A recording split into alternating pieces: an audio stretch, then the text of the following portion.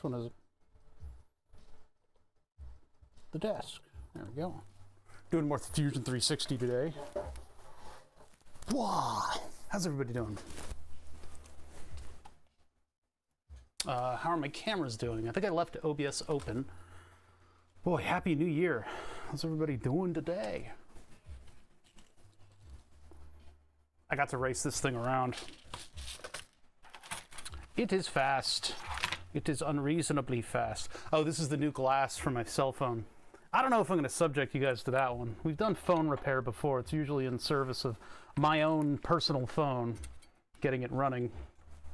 My front glass, apparently the way they're making these phones now is they're glass in the front, and then the LCD is behind that glass. So that glass breaks, and you just replace it.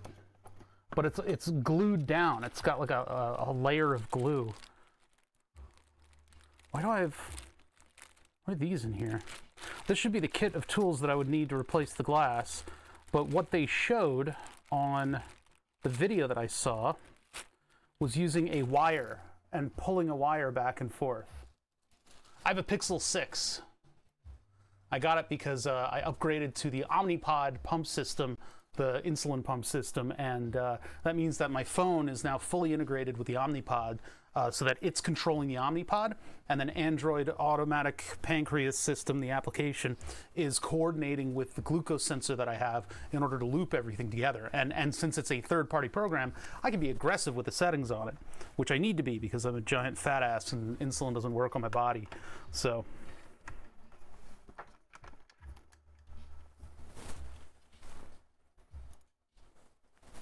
let's get these out of the way. These are very clearly in the way. I need to kind of dig myself out. I've been doing RC car stuff for the past couple days, just because it's something I can work on that doesn't get me ahead of where the project actually is. I can do all kinds of work on the off time. I don't want to rob you guys of being able to see something cool happening. Of course, I have a full house today, so I'm being a little quieter than usual. People are home. Get the battery charger out of here. This thing sucks, by the way. This thing's terrible. It's enormous. It does a really good job on like any battery, but it's loud and the interface is weird. There are better tools these days. Straight up and down, don't even bother. But yeah, some people can't hear the music because they are on YouTube. Oh, I need to pop out YouTube. Wait, hold on. Hold on. There we go, CPAP crap. And then let's pop that out, and then I'll start up the music again. Pop out chat. Anybody who's watching on YouTube, the Twitch stream actually has music audio. There's desktop audio, which you do not get on YouTube, nor does the Twitch VOD. I'll just play that again and then we'll go to OTT Skylon. I also got knobs for the synthesizer. That was pretty cool. Did that. I've been doing a lot of like the little things. I only have 4 left after putting knobs on the whole thing, but it looks a little bit more pro, I think. Hold on, let me lock the camera down. It's freewheeling. There we go. Let's see. Overlays, rack view, that should brighten it up a little bit. Well, yeah, that looks a little bit more true to form. But yeah, that's what it looks like so far. I have a lot of work to do, though. I need those VCOs to work. Those VCOs are important in order for me to be able to make cool stuff with the synthesizer. I'm not there yet. All right, let me pop Social Stream into its spot so that I'm not missing any chat. Although Social Stream does lag a little bit. I didn't miss anything. Nobody's saying nothing. Accept permission on view image. Yeah, I guess that works. Up and down, don't even bother. This is Aesop Rock. I was at the gates, or The Gates, I think is the name of the title of the song. But it's just the instrumental. But nobody will hear it anyway. It's like I'm sitting here in silence, just looking at myself. So I had a couple incidents with the RC car. I took this thing out for a test drive, and there was a little bit too much toe in on the front. What do you call that again? Hold on.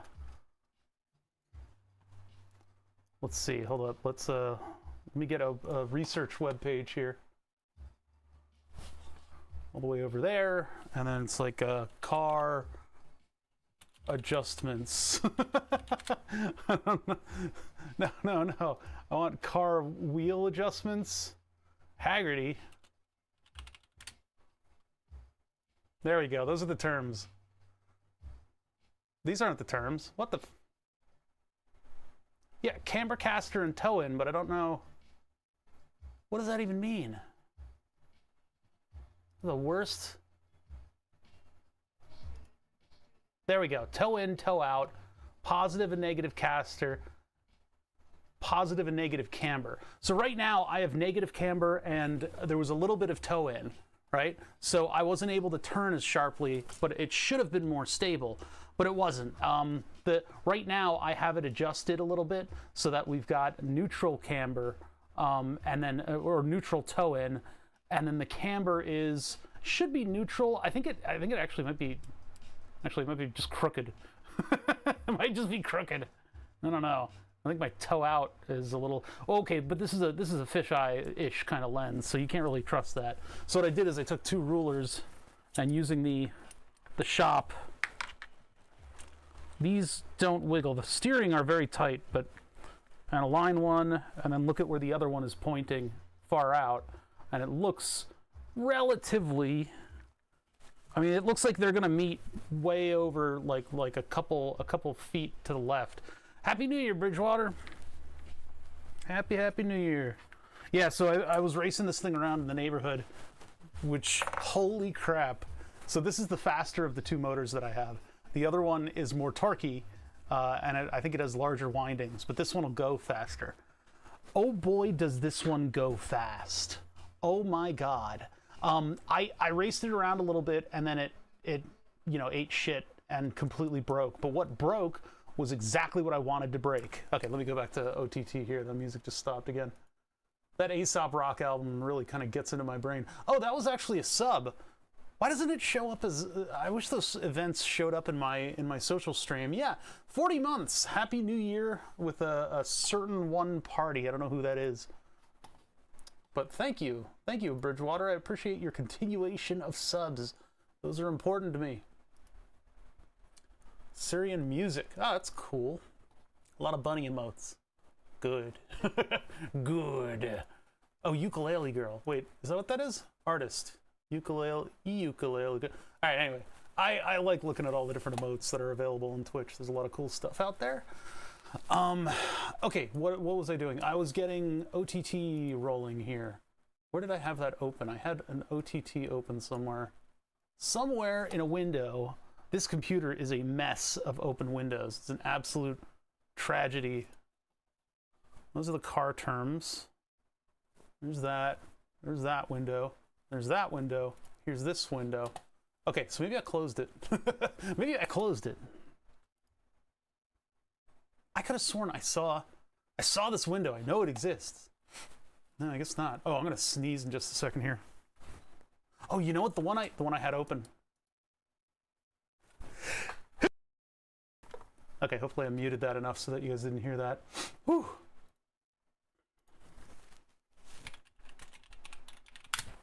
Play Skylon. OTT music, man. OTT's awesome.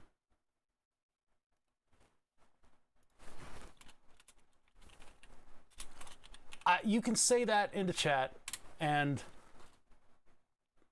a really camber roll toe yaw caster pitch.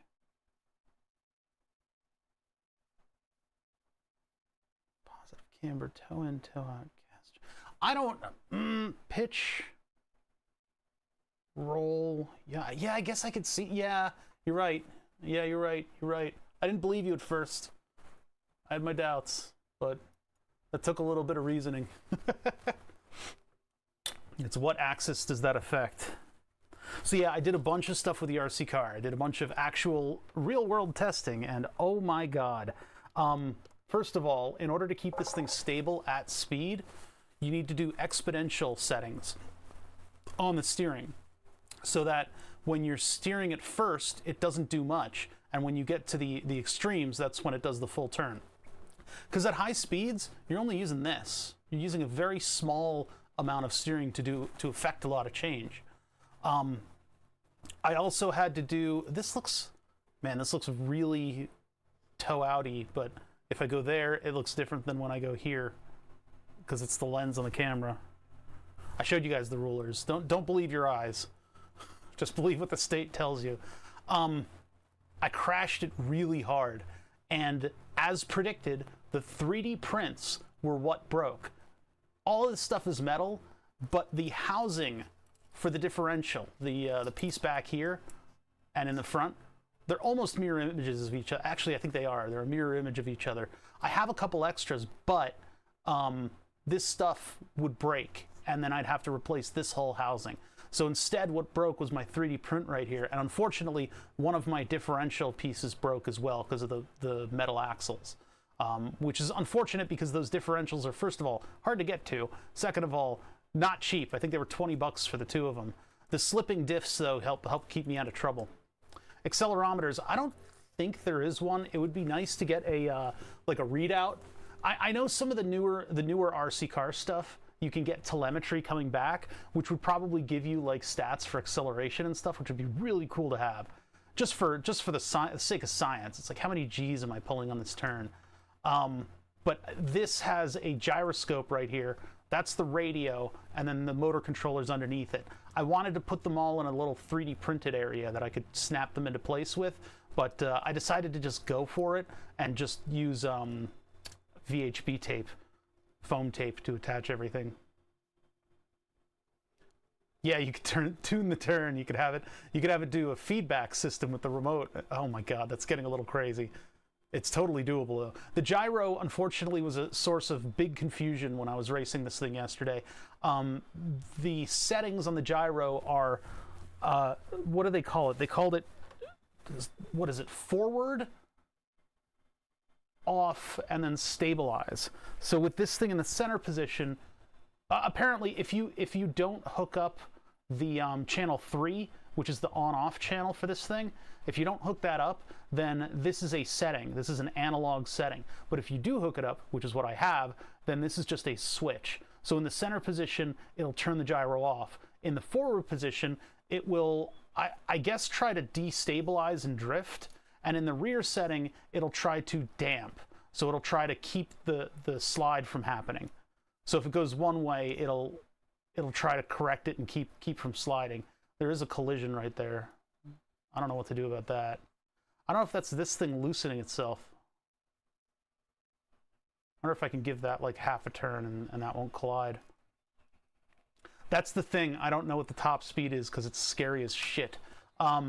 When this thing starts getting like up to speed, if I gun the throttle, it'll spin out. It'll just completely do a 180 on the differentials. Groovy something. How's it going, Groovy? Yeah, we were talking to Groovy something about all this stuff. This thing is crazy. I was thinking about putting together like a spreadsheet of all the stuff that I put into this, because like the only original parts would be like the bumper and the two housings and the main gear and the axle and the battery holder and the motor holder. Those are the only original parts on this thing. Everything else has been replaced with other stuff. This used to be a WL Toys kit. I replaced it with so much stuff. It's all AliExpress orders too, and they're all about $20 each.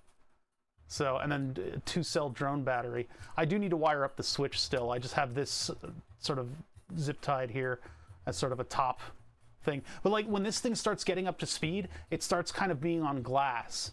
Like any little correction is going to fishtail it in any direction because the rubber is moving very quickly over tarmac, and at this scale, it's just like, it's like nothing. And the lightness of the body also plays into it. I don't have any aero either, so I could use like something wedging the back down. But if it presses too hard, then it's going to scrape.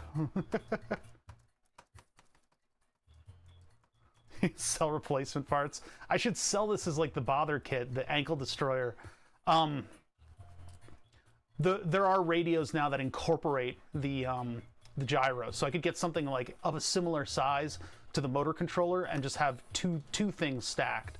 which is something that I should probably look into. Short Lurker was talking about this. He's got like, they've got like advanced telemetry and stuff now for cheap on some of these radios, but I don't know. I'm not looking to upgrade beyond this. This is in a good state. I would just want to 3D print something for all that stuff, because all it needs to do is roll and catch like one of these wires, and then I have to go back in and solder stuff. But yeah, I had to reprint these 4 little pylons and then sand them down and get them running smoothly, because otherwise that'll happen and it'll stick. So I had to reprint those, because those are the fuse bits that went off when I crashed. And that's exactly their intention, because you're gonna smash something into the open wheel. Where's all that force gonna go? I don't want it to go into this piece of plastic. It's not irreplaceable. I think you can buy metal housings for the diffs, which I could look into, but then it would push the primary crash force further up the chain of things. So then what's gonna break? What's gonna break then? I'll crash it and the carbon fiber will explode. Luckily, the carbon fiber is strong enough at this scale that I don't think that's at risk. I'm not gonna snap my pan. But it is fast, like to the point where I'm considering switching out motors just because I'm never going to get to the top end of this motor. I hope I do one day. I want to put the FPV camera on this thing because it would be hilarious. But I don't. Getting it up to speed is very difficult, and I think fixing the toe in and then getting the gyro to work properly. You have to adjust the amount that your third channel goes in order to increase or decrease the amount of correction. And I had it at 100% when I was using it before. So now I know how to dial it back, because this thing doesn't do anything. I know how to dial it back so that it'll try to keep itself from sliding when I'm trying to get to top speed. I think they do. I think they make slicks. I don't know what the slicks are going to do versus, you know, because this is fine. This is as good as a slick, I think. It's got a little texture on it, but... And then foam tires are typically what they'll use on carpet, and they'll be wider. They'll be like this wide. So I'm not going to be going to that scale. I don't need this to be racing regulation. This is me having fun and being a little like a 10-year-old, you know, my inner 12-year-old racing around in this thing. A stabilization vertical fin. Just put a V-wing on the back. That should probably do it. That gives me a little bit of stability and a little downforce, as well as keeping me tracking straight when this thing is on a complete sheet of glass. Because again, the scale of the texture of pavement is not for something this size. It's not for something this size. Dog hair, this thing will just find dog hair. But boy howdy, is it fun. I consider this to be done unless I get a bug in my, bee in my bonnet, and I like have to Fusion 360 my way out of that. Why do you not scroll? Oh, because of Nightbot. Yeah, you have fins on it that actually like do yaw control when you steer. When you steer, the 2 fins will like on a ratio. But yeah, this thing works, and it's a beast. One day I would like to put a body on it. Well, made is a relative term. Made, yeah. I mean, I use this as a 3D modeling project. Actually, on the VOD channel. On the VOD channel, there's some work that I've done on this. Originally meant to have a dash motor, because I was going to make this into the Mario Kart home circuit, because this was the genesis of the Mario Kart home circuit, the WL Toys kit. All that's left of the WL Toys kit, though, are the diff housings, and the center axle, and the gear, motor mount, and battery mount. That's it. That's all that's left. Every single other part is ordered from Alibaba or eBay or Amazon, because these WL Toys 1/24 kits are somewhat universal. The only big issue is that I ordered a couple of these metal whatever, the Heim joints and stuff, and I had to root through them to make sure that they were smooth. I did design a motor controller for this, but it didn't work. It didn't work. I wasn't able to get the MOSFETs to flip fully. They flipped, and this thing went forward, but it was missing a little bit of that top end. It wasn't exactly like, you know, throwing a switch as I wanted it to be. So I don't know. We did a lot of programming on that project, and I still haven't uploaded those VODs, I don't think. We got to know the ATtiny 85 more cardinally than we had ever anticipated needing to. I was in timing registers and stuff like that, just to get all the RC stuff working. It might be on GitHub. It might be on GitHub. I need to curate my GitHub and get some of my projects on there and some of the 3D models in there too. Because there's a lot of data from the stuff that we've been working on and a lot of incomplete stuff that I would like to just get on GitHub, and then I can link to it in the VOD descriptions. And I need to do thumbnails, and I need to I haven't uploaded anything in 2 days, so I need to do another batch of uploads. That's going to be, I guess, my Wednesday. My Wednesday. What's on the docket for my Wednesday? I'm gonna buy a gun safe and then upload YouTube videos. I'm living the life here, guys. I'm living the life. It's about time I got something to lock away some of the more dangerous things that I keep around here. And then also, I got to do those uploads. I did 6 in one day a while back, but I'm scheduled through January 13th. And we've hit January, so that month is going to truck along way faster than I give it credit for. And so I'm going to have to figure out, I'm just going to have to hunker down and start uploading. Because when I do the uploading, I have to go through like minute by minute and figure out what's going on so that I can break it up into chapters so people can actually, you know, consume a 5-hour video for somebody who's not cool and famous and has a lot of followers. I understand watching 5 hours of like a gaming video that doesn't have chapters, but I'm not gonna put you all through that. You need a top. I can't decide. I can't decide on a top. Sounds like a personal problem, actually. That's like between you and Grinder or whatever. But yeah, anyway, a top for this. I can't decide. I got a bunch of 3D models, and we spent a bunch of time trying to 3D print models for the top of this thing, and there were some cool ones out there. Flatulent Gonad has a Satsuma from My Summer Car, and I was thinking, man, if I could hold that together with magnets, when I crash the car, the parts will fly everywhere, and I go Satana, and I have to go get all the parts. That would be funny as hell. But I don't know about the model building aspect of it. I like the engineering part of it, and so I don't know about putting something on top. Yeah, BMW wagon. There's all kinds of stuff. A friend of that Groovy Something knows was in Japan, and they had all of the kit cars, all of the Mini Z kits there, and I'm like, get me something. Get me a cool body. The bodies are kind of expensive. They can be kind of expensive, but you can get like a ton of different types. And then Short Lurker found out that you can buy die-cast models, which would be a little heavy for this, but that would be, because you can get like just about anything in a die-cast model. I could get a BMW wagon. Yeah, Mini Zs are not cheap, but they are so cool. All right, I'm going to see about tightening that up so that the steering fits. We're going to be doing Fusion 360 today. We'll be doing computer modeling. Is that going to go inwards any? Oh yeah, there we go. Okay, so that's going to be a little bit more torture on my servo, but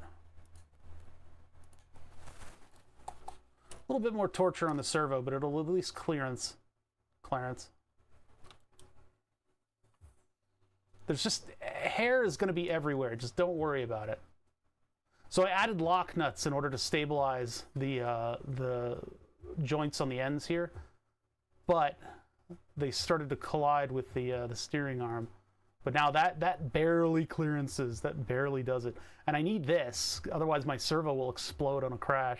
What this is, basically you have a spring that's pushing down on this ramp over here. So if the servo's trying to go to a position and the wheel isn't having it, then it will still turn. Yeah, that's true. With the die cast, I could take one of those vacuum molding machines, or we could build one. Scope creep.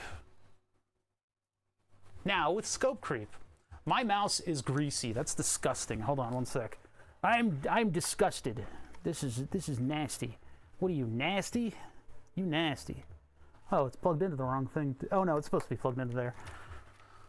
Nasty. Let's get Windex on this. Windex and a paper towel. I'm not going to be as loud as I normally am because people are home today. It's that weird interstitial time right after the new year. Liminal space time. I also have lighter wheels that I could put on this thing, but I don't know if that would be a good idea. I think at this point, lightening this thing is not a priority. I was thinking the full metal, because they have full metal versions of the WL Toys kit that they sell, like third party, which is, that's a great place to start if you're going to be using one of these motors. Holy crap. I would get the carbon fiber furniture and then the metal version of this kit. That's what I would start with, because that'll give you a frame that shouldn't totally and completely detonate itself on a crash. I know, greasy mouse, get over it. Everything gets dirty. Yeah, the servo saver is something that I would not compromise on. Oh, and I had to do a custom servo mount because I'm using a sort of a metal aircraft servo. It's like a nice one. It was like not cheap. It's not a steering servo, so it's not as fast as like a Pro RC steering servo. I didn't want to spend that kind of money, but I spent decent money on it so that it's very smooth, very, very smooth and deliberate and decently powerful. I'm happy with this. I'm happy with this where it is. I would love to get all kinds of telemetry from it, and I would love to FPV it and be able to stream driving this around. The thing I'd really want to do is find a neighborhood that's a circle and sit down in a lawn chair with my phone broadcasting to Twitch and YouTube and just drive around the neighborhood with an RC car. I think that would be the funniest thing ever. But then somebody inevitably is going to see a bush that's a particular shape that they recognize, get in their car, and then run over my RC car. Which, in and of itself, that could be part of the game, but you know that'll happen. Somebody will go, oh, everybody's having fun with an RC car, time to ruin it. And I've dealt with people like that a lot. I've been doing RC since I was a little kid. I've always had my brother introducing me to all kinds of shit like this. Our old motor controllers used to just be a wiper that would go to several different modes, and when you'd be driving slowly, you'd be dumping all the energy into a resistor. There were these big ceramic resistors that would take the brunt of the voltage. So if you weren't going full speed, you were wasting time. This thing, I can't get to full speed. I can't get it to full speed. I tried. If I sneak up to the high speed and then I punch it, this thing will start to just whoop, and then just do cartwheels and flip all over the place. If I gun it, this thing, the diffs hopefully will save me and slip a little bit, but it'll dart out and then just choose a direction. Yeah, the wiper controls. People love to see stuff break if it isn't theirs. There was one time at high school, I was racing around with my RC car that had mud paddles in the back, so it was throwing up all this mud. And a friend of mine wanted to try it, or somebody I knew, I guess, is not really a friend anymore, wanted to try it, and I was like, all right. And they drove it straight into a bench support. It was like, clack. I was like, you don't let other people race your RC car, I guess, is the moral of that story. These diffs are rough. They've got kind of a rough feel to them. Maybe that's why I'm spinning out so much. If the diffs feel kind of rough, I mean, they are working. That does work. But wouldn't it cause you to spin out if you're trying to go through like a maneuver? No, that feels all right. I don't really feel the diffs though. I don't know. I've never done RC boats, but I wanted to. We had a pool when I was growing up, and so we would do hovercrafts. We had that RC submarine too, where if you submerge it, it basically goes to the top of the antenna, and as soon as it gets to the top of the antenna, you lose reception and it comes back up. Positronic? What are you talking about? I was working with the gyro, and I didn't know how to set it, so it was always at 100%. But when you put it into forward control, what it'll do is, if you move, it'll see movement and then correct it the wrong way, and the RC car just goes whack right into the curb. And then if you have it on the center position, it doesn't do anything. If I had it on the damping position, when I was moving along, it would wiggle the back and forth unintentionally. So now that I know how to adjust it, I can put it in its lowest setting, and maybe, just maybe, that'll help me stabilize on the high speed. I don't know though. It's only one setting, and there's so much more to stability control than that. I mean, we're talking a control system. It's very dynamic. What's up, Gonad? Oh, I should know if you say positronic, yeah, that I should reverse the polarity. But yeah, the damping and stuff, I would love to get into the control system of that.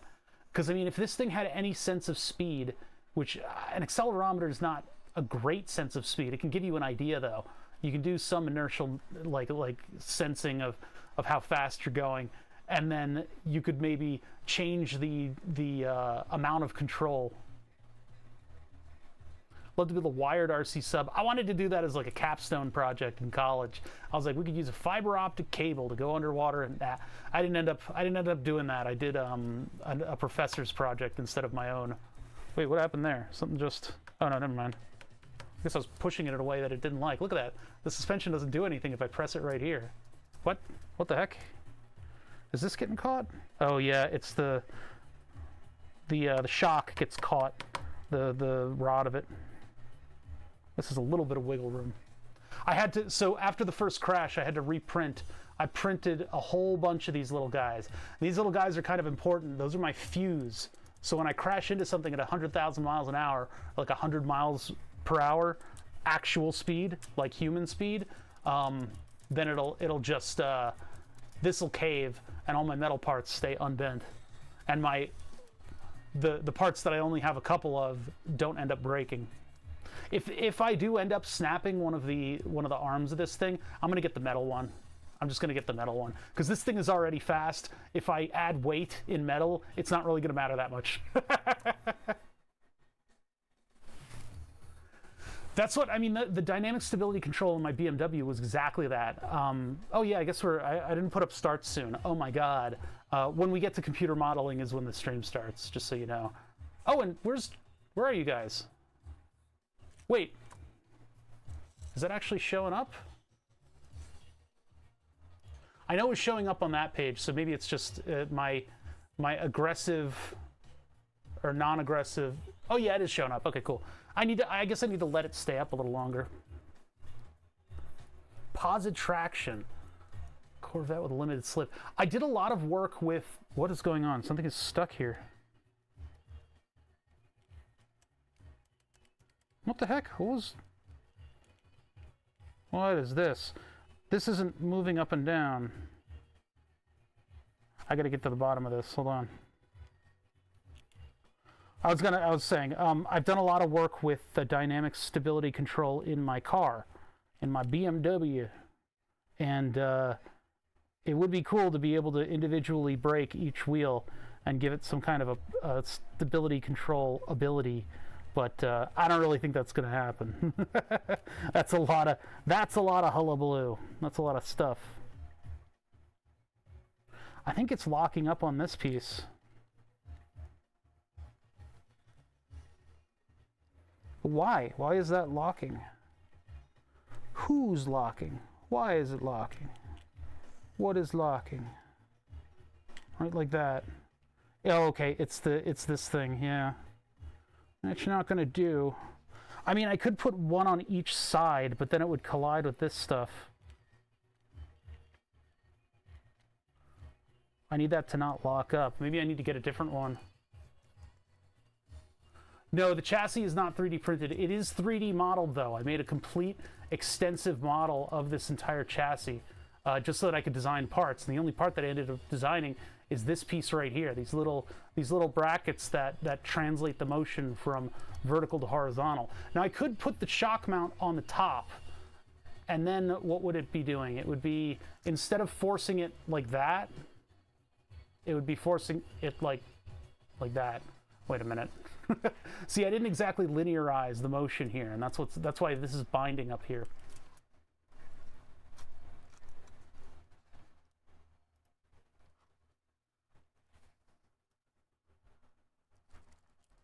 You can see it's a little bit crooked.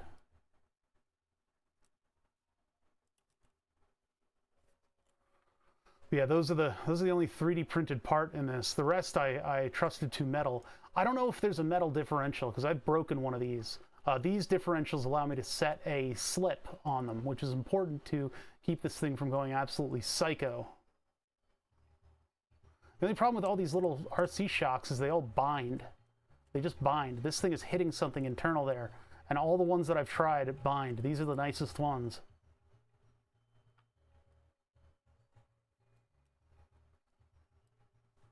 Polycarbonate or some carbon fiber reinforced nylon prints would be good for this. Probably, you know, you can probably 3D print almost this entire thing if you've got good enough resolution, because getting this small is very difficult. You can see how these kind of just look like melty crap.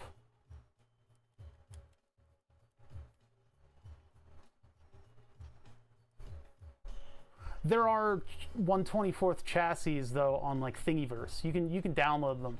You can get other styles that have probably better designs for 3D printing. The WL Toys is what it is. It's what I chose to do for the Mario Kart home circuit project. Hey, Happy New Year, fair shucks.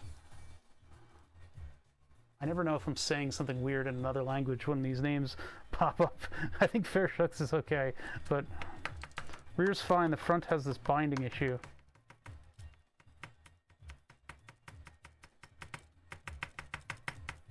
I guess it's okay now. I don't need another project. Short Lurker and I have looked into this. We've spent a little bit of time being total fucking nerds. We are complete, consummate RC car nerds.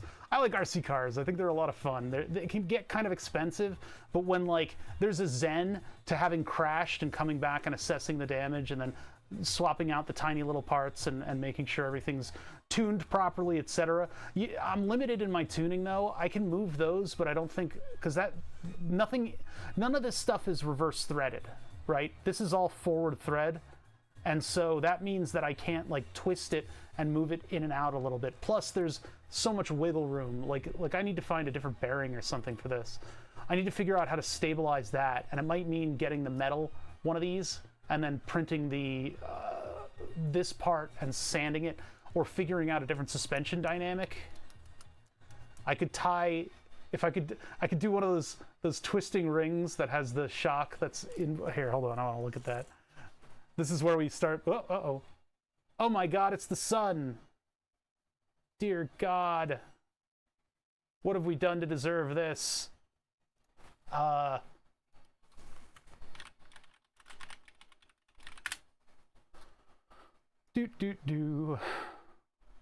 3D printing would be a fun way to implement something like this, where you have this piece here that's mounted to the body and it's simply just a pivot for the suspension, and then it linearizes your suspension.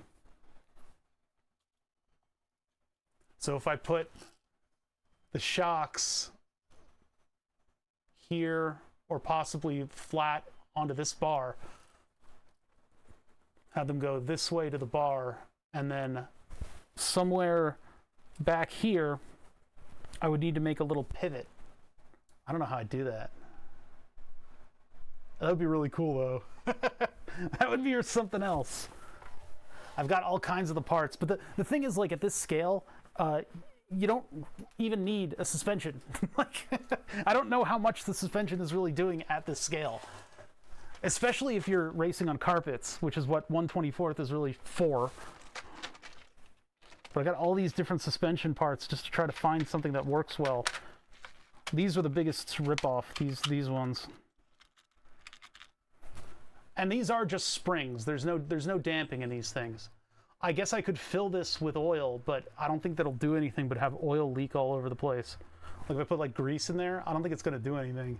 There's no O-rings on this. It's literally just a cylinder, and it's not even good at doing that. It's not even like a good cylinder. I can feel it scraping stuff.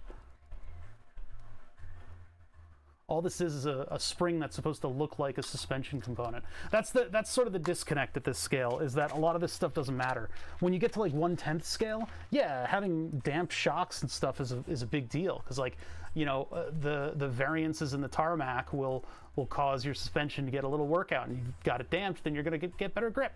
But with this thing, it's just is spring, yes, and that's it. It's just there to absorb a little bit of stuff in case I go over something uneven. A failed mall near me that transformed some empty space into an RC car track. See, I should be exploring that more, because I know, like, you know, RC cars love space, and space is always way out in the sticks, but we have like a big mall. We have King of Prussia here. I don't think they've got an excess of space, but they might. What do you need to alleviate the suspension? How do you mean alleviate? Like get rid of?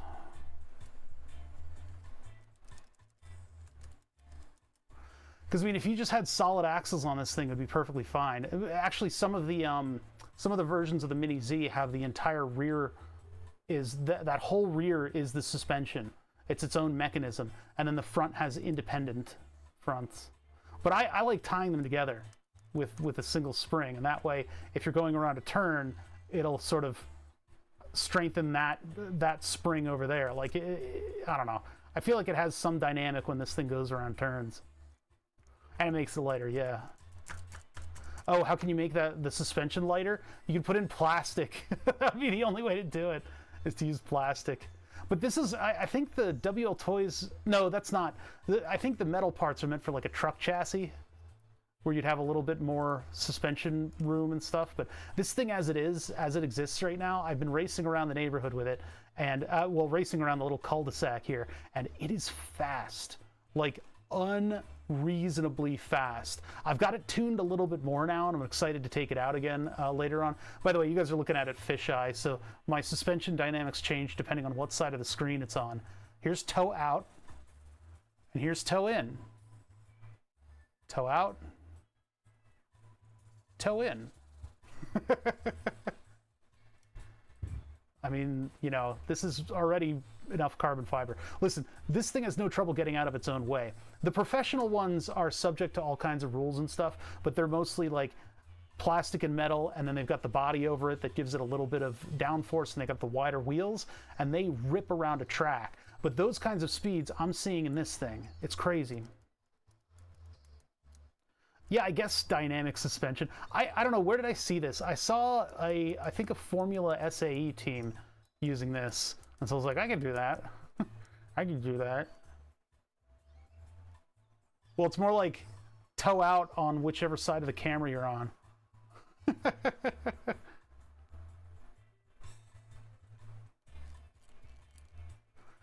Well, again, at this scale, rubber versus tarmac, and the scale of tarmac, it would be like a race car going over like a cracked lake bed. And these things get spinning fast enough that they just don't have any ability to bite.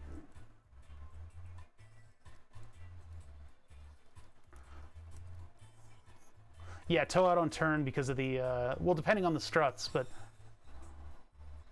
I don't know if that counts as toe out. Because I don't think, these don't work quite like real struts, right? Outer tire makes a larger circle than the inner, so it needs toe out. Huh.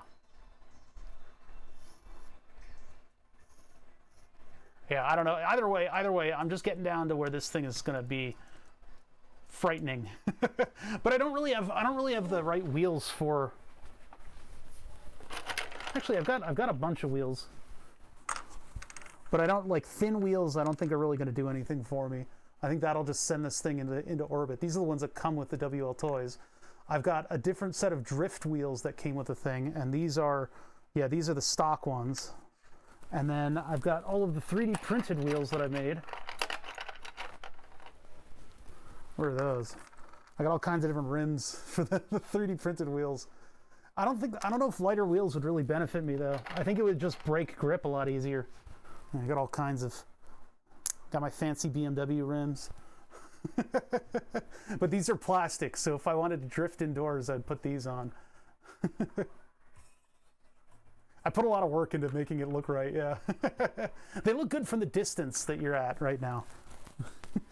The distance is rather important. I think did I have any foam? No, none of these are foam. None of these are foam.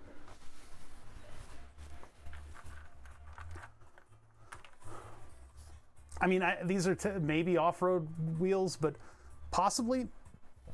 I'm thinking this is the best for outside, the best that I have at least, because everything else is like a drift wheel. These, I don't know. These certainly wouldn't like to turn. They'd be like the high mileage off-road. They might do a little better. Yeah, big knobbly ones, maybe, I don't know. Typically the pattern on the tire is designed to pump water out and give you grip. So I don't think that would really apply to this scale. I don't think that really applies to this scale. Where's my water? Where'd my water go? What did you do with it?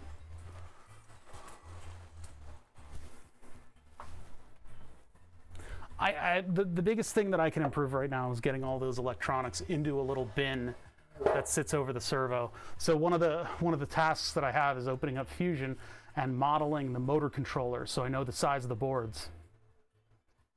Oh yeah, bigger contact patch, better. I could print like wider, like 1/2 inch, maybe 1 inch wheels, maybe 3/4 of an inch, and then I would get much better grip. Impressed if you get that car to hydroplane. As soon as this thing touches water, that's lights out for the whole thing because of all the exposed electronics. Yeah, wider in the back. I'm gonna keep them even right now. I'm gonna keep them square. But if I did want to get to top speed, I should probably put larger, wider tires. I don't know where to source that because these are the metal 1/24 scale rims, and you can see by the scratches on this one that it's been necessary. The metal is good. Metal's strong. Metal keeps us humble. Also, it looks good. These are technically truck tires. I don't know if I could put a truck body on it. The dimensions of this thing are weird, we found. When I measured it and got it into CAD, I took a couple like regular RC car bodies and like bodies that are of like real cars and like put them on top of it, and the wheels are in a weird position. I think it needs to be a little longer. But to make it longer, I need a new axle because I need the axle to go to the wider holes on this thing. These are the wider ones, but moving this back means that this gear needs to move back a little bit in order to get the main drive gear. Everybody always thinks about that one. I always get that example of the team that put a, what was it? I think they did this for the one of the like cheap car rallies. Actually, they copied it. They put like rubber skirts around the car, and then they had a leaf blower motor in the middle that they had to start up separately. And they said it was shockingly effective on the autocross because it was sucking the car down to the road surface. But they did it on a budget. And apparently it was just as effective as when the experiment for, what was it, like rally cross or something? There's not a lot of travel in the suspension. At least it's there. Bopping along. But yeah, this thing is crazy. I just need to get the gyroscope working a little better. And then I don't think I'll be able to get a video of it for you guys because it's too doxing for me to get a video. And I'm not going to travel to race this thing around. I know that the road surfaces here are pretty damn flat. They do have debris. They have stick debris in it from Willow grabbing sticks and carting them around the neighborhood. But that dog is not visiting me, is she? Where's my puppy? Here, I'm going to open that door just so we can see out there. And then we'll get started. Yeah, all the parts are aluminum. I wouldn't accept any other metal. I think stainless for the drive shaft, though.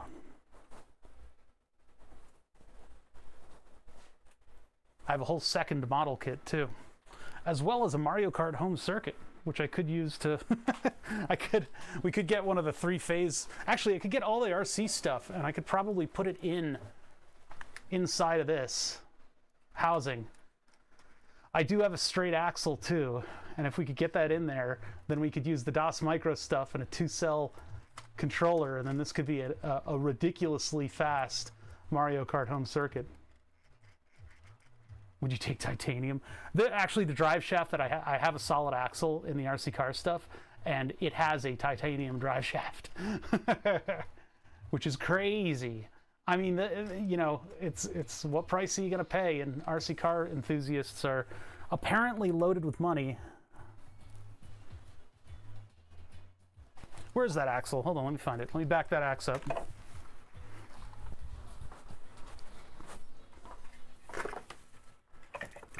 Here it is. Ooh, man, I need to do a lithium-ion disposal. I have a lot of Li-ion batteries.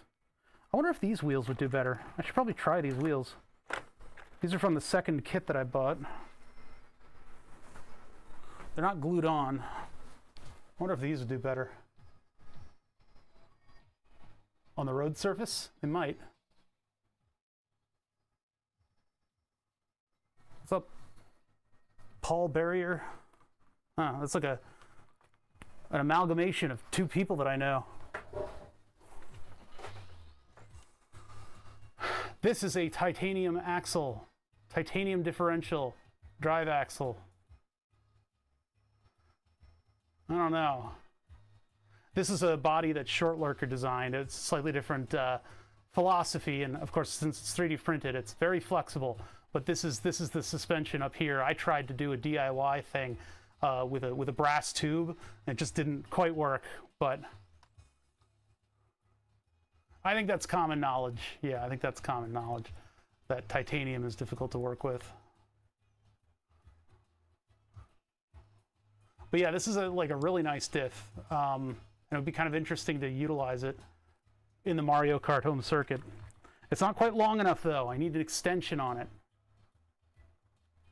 I guess if this is inboard, then I would need to extend outward in order to get to the wheels, which is its own problem. These are just pressure fit, because the Mario Kart home circuit is not, oh, maybe they're not. Maybe there's something else going on there. The Mario Kart home circuit is not meant to go as fast as the 1/24th kart, which would be hilarious if I put this motor in here and had this thing just rip. It would just go crazy. And then redo, the servo is a deconstructed servo motor in this thing, because all the servo motor electronics are on the main board. So putting this to just like a good hobby servo, and then instead of being an augmented reality experiment, it would just simply be a completely overcharged Mario Kart, which would be hilarious in and of itself. The Mario Kart home circuit people decided that big spongy beach buggy wheels were the way to go. But I think it would be hilarious to see this thing just fucking rip.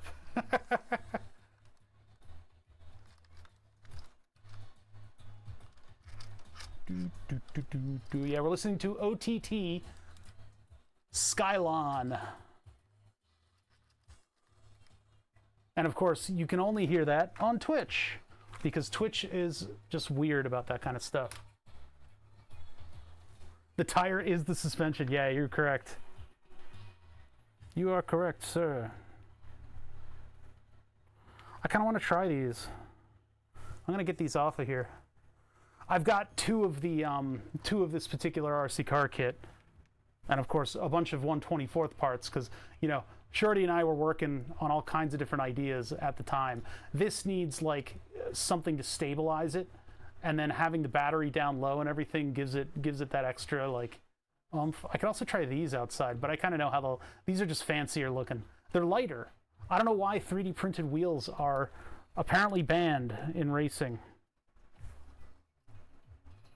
Yeah, y'all don't hear the music if you're on a different platform. Dun dun dun. I think these are write-offs because they're plastic and they're gonna break like immediately. Good source of bearings though.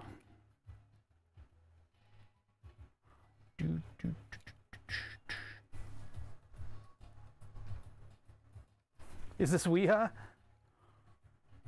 Made in Germany. Weha, yeah, it is. Listen, I don't beat around the bush, man. I got my Weiras, I got my Wehas. We're not playing over here, right? Although we do mostly just grown up, you know, adult baby stuff. The only adult baby stuff I don't do is Warhammer. I'm not a big fan of Warhammer. Actually kind of sick of it. Yeah, the printed 5-spokes are, I like these. I like these.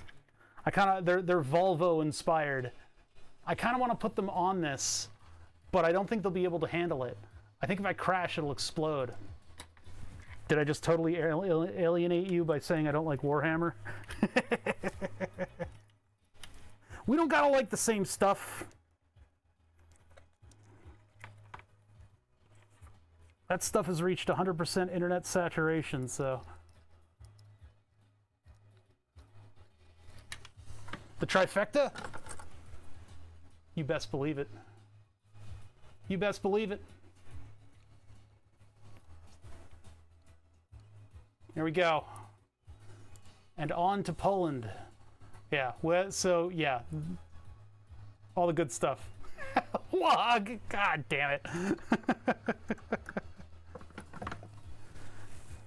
cool, space orc. All right, I need a pair of pliers in order to get the rest of these because I need to actually grip the axle to undo them. I don't know. I must have hastily pulled these off of the other model, and in a fit of rage when I broke some main structure. Ankle PF05 that I would love on my MX-5. What are all those words? I know MX-5 is Mazda, so you're talking about a real car. Ankle PF05, that completely eludes my ability to understand things. I don't know what any of those words are. Rage happens. You know, after you crash, with an RC car, you got to realize, like, you're going to put a lot of work into it, and you're going to crash it, and all you can do is just laugh at yourself. You could just say, oh man, I really shouldn't have done that, and try to learn from what you did. Inky is a manufacturer, it's a rim. I'm still too much of a 10-year-old to be over the name of the wheel bearings that I'm supposed to use in my BMW. It's an acronym. It's an acronym that is also a slur. And the Germans did not seem to understand that. I think more recently they have changed it so that they don't have a slur for a gay person as their acronym. But the language barrier at first was an excuse back in like the 60s. But I don't think they got much of an excuse anymore on that front. But you know, you still giggle at it.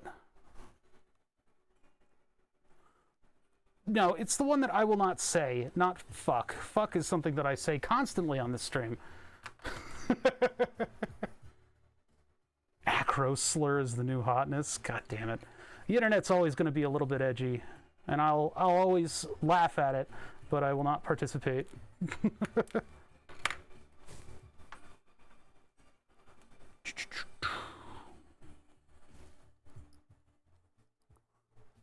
Common bearing, yeah.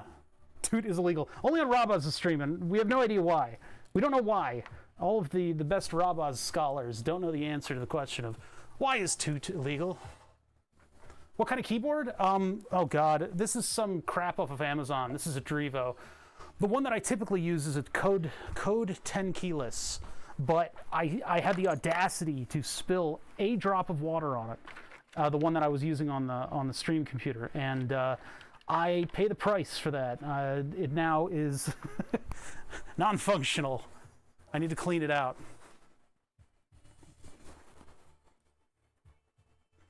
Somebody freed the word.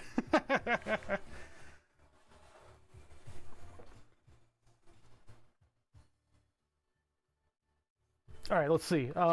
So would these be beneficial on the road surface? I kind of think they would be. They'll at least be worth trying at some point, so I'll just keep them with the RC car. These are not glued down. They need to be glued, so let's glue these. If I'm going to try these out, I'm going to glue them. The 5 spokes I would love to use, but we don't. I want to keep the wheels metal right now because of the amount of speed that they have to deal with. So I'm just going to break this from the quote-unquote bead, and then I'll lay down some super glue and then sneak it back on. And hopefully I don't leave too much glue residue on everything, including myself.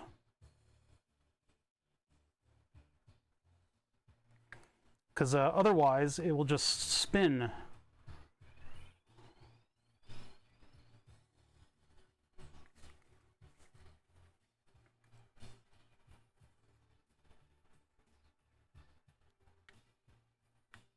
Now I'm going to get residue all over the place, aren't I? Already got it all over my hand. I should probably glue both sides at once. Well, I got to do one and wait for it to dry and then do the other now. I kind of worked myself into that one. These aren't, I think this is not the intended tire size for these rims. So it's being poked and stretched just a little bit, which isn't a bad thing, but I'll just do one side on that one. For this one, let's just do, well, the problem is I'm going to smear glue all over the place when I do that. So I might as well do one side and then I'll push that off of the... Now we'll do both sides. It'll just be super sloppy. Too much glue. What is this thing you speak? I don't want to have like super glue on my wheels. I want them to look nice and smooth. I way overdid it on that. This is where like a syringe would be really helpful. A little bit more precise.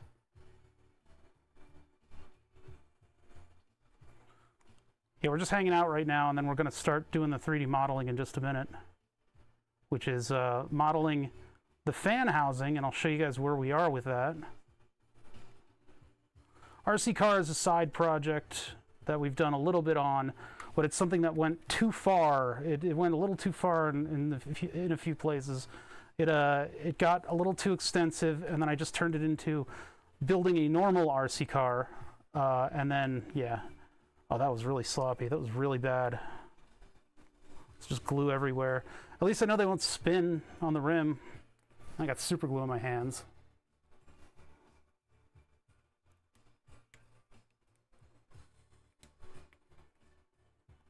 I need like something to stretch the tire out. I need one of those rubber band stretching tools that they use on farms. I think we had one of those somewhere. My brother and I found it. Trying to get the acetone. I don't need to break it down. It's okay. It's not like we even need to balance. I wonder what this would be like if you went like all out and you like balanced all the wheels and stuff. You like made it perfect. That one's fully glued. That one still needs the other side done. Is that sitting flat? Mostly. Mostly. They mostly come at night.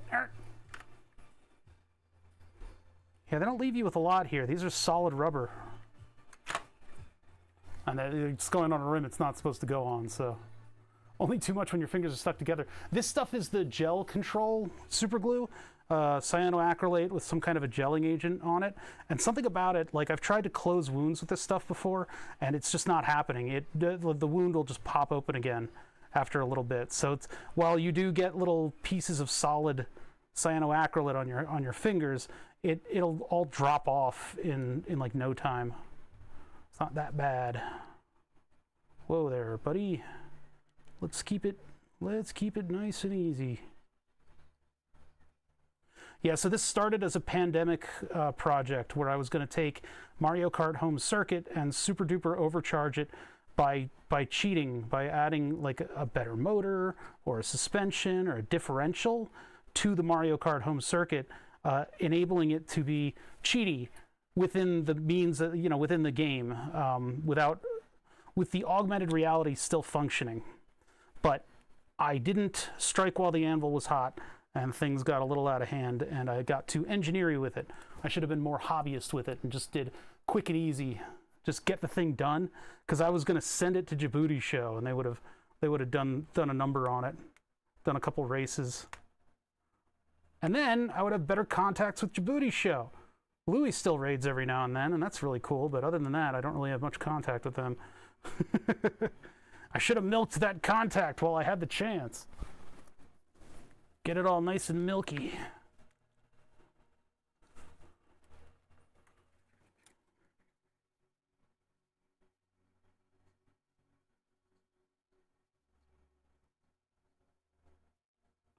Once I'm done this, we'll get started.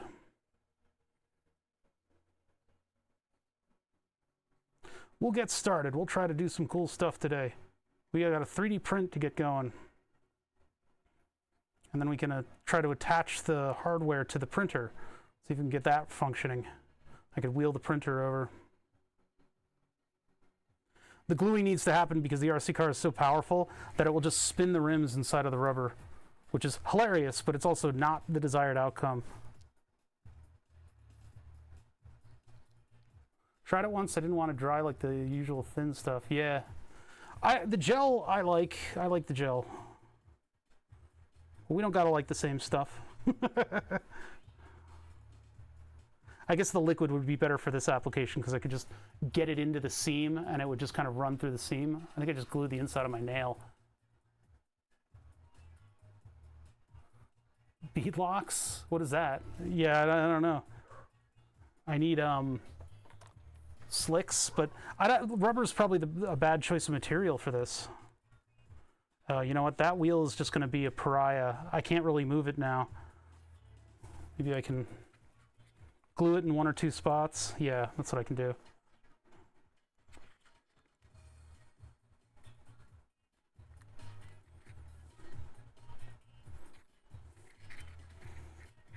I'm getting super glue all over my freaking fingers.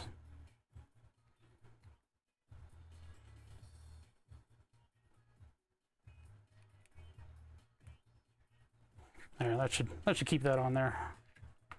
Oops, I got a little piece of the seam. So now I have a different type of wheel. I've got the more knobbly sort of rally tire. Ring locks? What's that about? What's that do? My God, my dog has become a barker. All she does is bark at the front door. Now we'll get back to the reverse engineering of the 303. That's one thing that I've been meaning to do. RC car, as far as I'm concerned, we are done with it. I'm going to race it around and see what it's like and see how good it does with all the DOS Micro stuff on it. But I don't want to bring this one back because we still have, I'm clearing the deck out for Burn the Subs. The modular synthesizer is sort of active and ongoing, and it's something that I really need to get done because I want to be able to make music that you guys can hear on stream, so I can actually get that sort of production aspect of this modular synthesizer done, and so I can get Julian back in here at some point. My buddy Julian, who produces music, has been pushing me to go with synthesizer stuff for ages and ages. But we currently, as I get the music out of here, we currently are working on my 3D printer. This is one of those sort of ongoing things, like I said before. The 3D printer is a CR10S that I have heavily modified. The modifications they're just systemic. It's everything. It's everything. It's everything. Every single facet of this thing I've messed with. Nothing is original Creality CR10S except for the frame. But even then, I put linear bearings on everything, so there's not much of the frame left.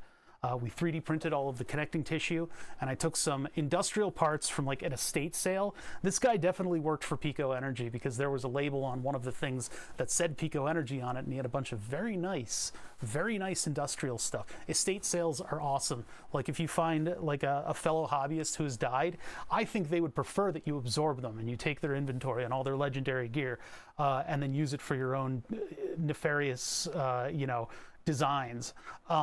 At least that's how I want to go. Throw me to the vultures and let all the EEs pick all the stuff out.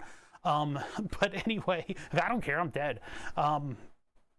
Anywho, yeah, it is like, yeah, make sure your drops are legendary. I think mine are.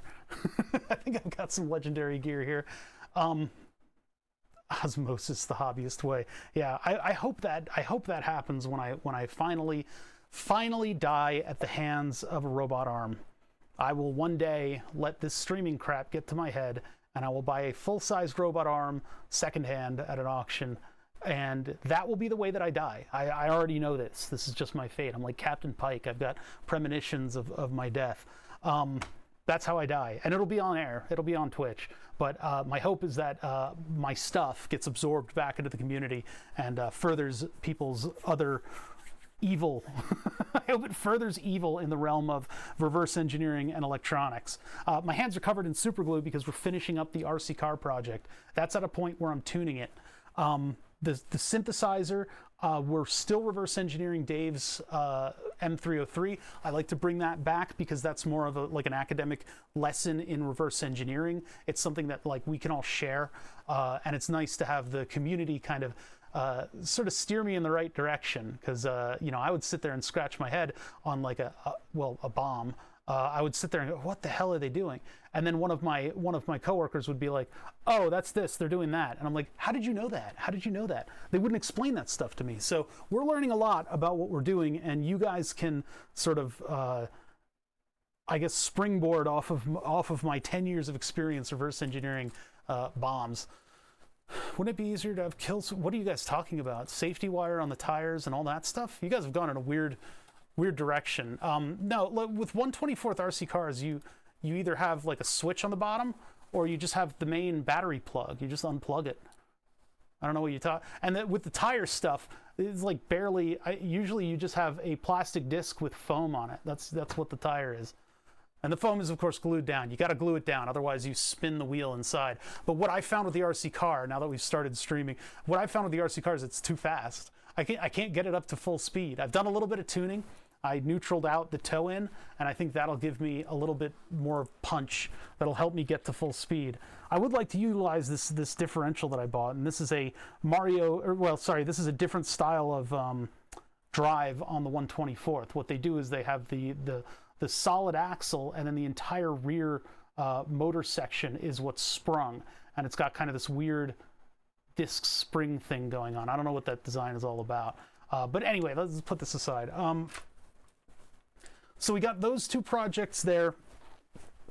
The third one is the 3D printer. And then beyond that is burn the subs.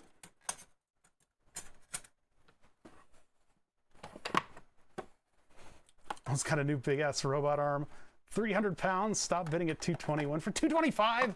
Oh man, I would love to get something like that. And as of right now and the past couple years, the plan has been get the live edge board working and then look at burn the subs 4. And in my mind's eye, you know, there are a couple of open source robot arm projects that we can use the expensive Granite device controller stuff that I got.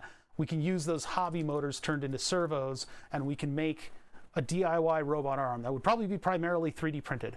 And we'd have to look at all the projects and what their status is and find one that fits our needs, because I want it to fold up against the wall and look like just something on the wall. And then I want burn the subs to fold out of the wall and have a camera and a laser. So that's the idea for burn the subs 4. I haven't talked about it a lot because I kind of want to keep that close to the chest for a while until we can fully concentrate on this thing and get it done. What needs to be done with burn the subs is we need to flip the water cooling to the front where it can be front and center and visible. And then I need to wire up all the hardware. So I will move some cameras over to that desk over there and I can solder everything. Yeah, I mean, this is, for the most part, this is properly stowed, but with something that folds out and has sort of the flexibility of robot arms, then I can have I shouldn't be telling you guys this. I shouldn't be telling you guys about this. Because everybody loves to do the good idea fairy. Everybody loves to pick out the ideas and think about what could be. And I have to kind of tamp that down with the expectations of reality. It's taken me over a year to do just some upgrades to burn the subs. Most of that's fighting burnout, though. But anyway, yeah, with a robot arm system, I could have multiple materials sitting on the wall. So it wouldn't look like that. It wouldn't be contained in a frame. Hey, Brink GG, what's going on? I now have super glue. I have cyanoacrylate on my fingers, and it's bugging me. I was like, it's fine. Don't worry, it'll just fall off. And I'm sitting here like, it's not falling off. It feels weird. It's fine. Anyway, there's a command thermals ! Thermals in chat.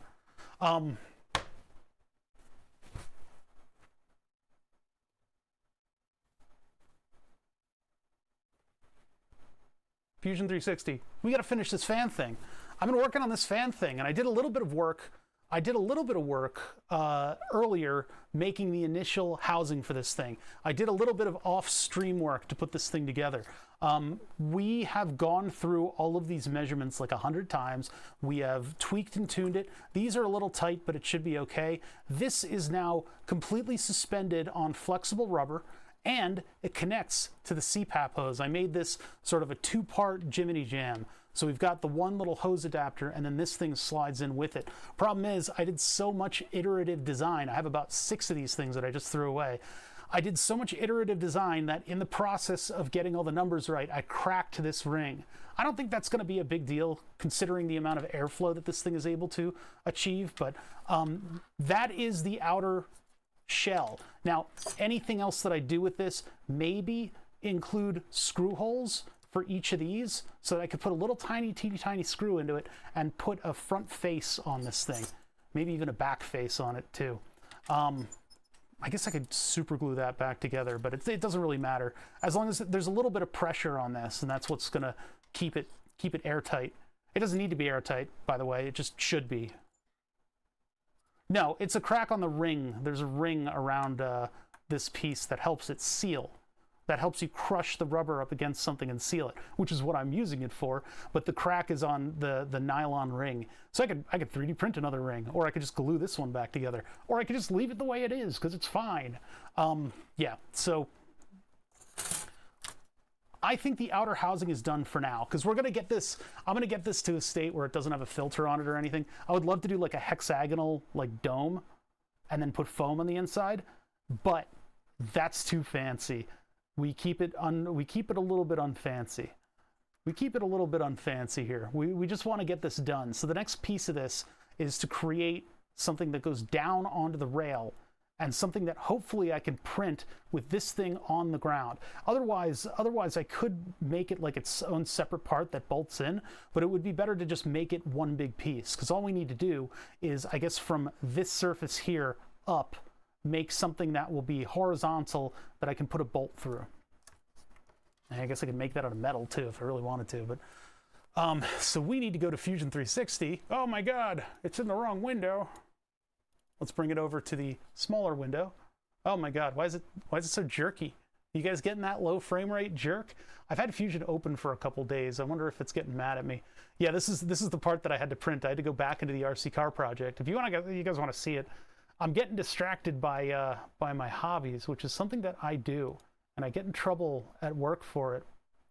These are the Scorpion copy, and then this is the Scorpion. I started to attempt to fit the Scorpion to the Mario Kart by widening it, which is not a good direction to go in, and then I got distracted by the WL toys. So the WL989 is the actual RC car that I've got right here. And I'm waiting for it to load. It's a big file, and it was a big learning process. I was learning how to use Fusion and bring parts into stuff and design brackets. And I think I did it all wrong. I think there's a better way to do what I've done here, and that would probably be all sub-assemblies. One component is out of date. I don't know which one that is.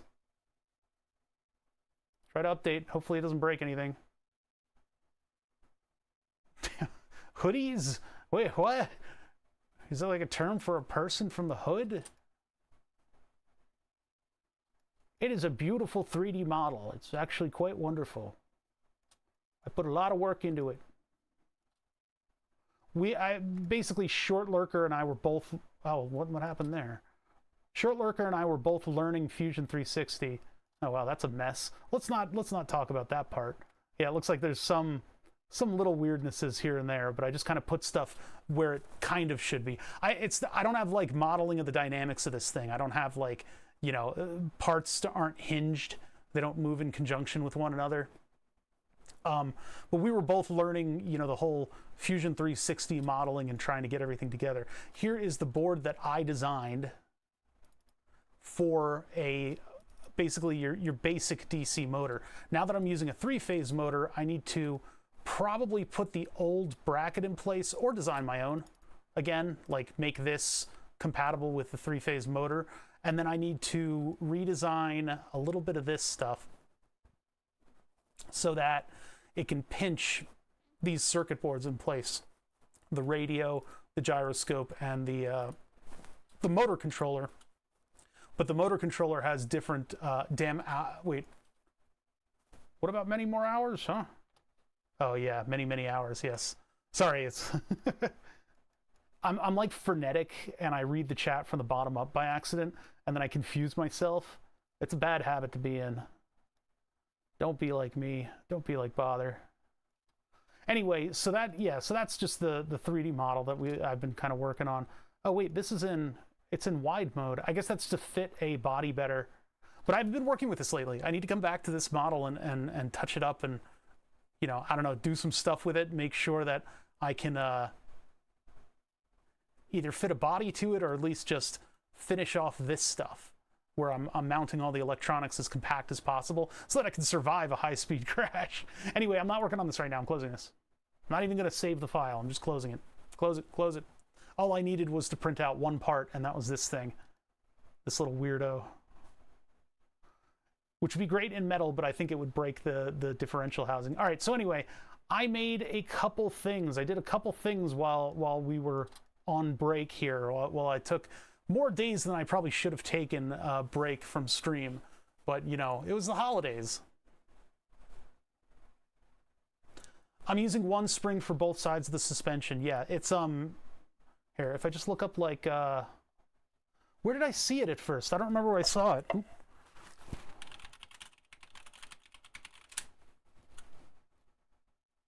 None of these are quite what I'm looking for. I think I saw it on like a Formula SAE.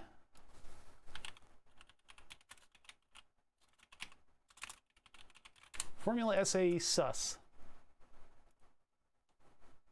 I don't know if I'd be able to find, because yeah, inboard suspensions are all the rage. You get all of that unsprung weight off of your suspension, and it can react more dynamically. But the center spring, I don't know where that came from. I think I like glanced at another, maybe it was RC in origin, but RC single spring. None of you are quite what I don't know. The keywords are not. I'm not going to be able to find. That's a little bit different. That's like on-road center spring suspension. I saw it somewhere. A smarter person than me could probably figure out where I came up with it, because it wasn't my idea. But yeah, just having one spring means that if you're on a turn, I guess it's going to act like a little bit of a sway bar. Yeah, it's all about finding the correct search term, and I don't have any. I'm at a disadvantage on this one. Road cars do this weird thing where they have one big spring up there and some other weird dynamics at the base. I don't know what that specifically is engineered for, or if these people are just copying each other. If one person comes up with this like mad suspension where they're like, I can put one spring and then make the rubber band over here, and then everybody copies it just because it seems like it's smart. I want an idea like that, where I don't know, I just made something up and everybody's like, oh my god, I have to do that. I don't know what you would call it. Like one spring, two axle. It's looking a little bit like a video I saw in the early 2000s.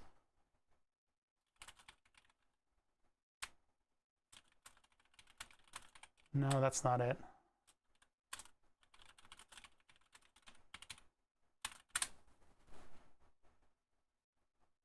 I do not know. I don't know what to call it. That's the problem. But yeah, it's a thing. Other people have done it. Single spring is a rear pivot. It's for drag cars. Oh, I see. So it keeps the load even.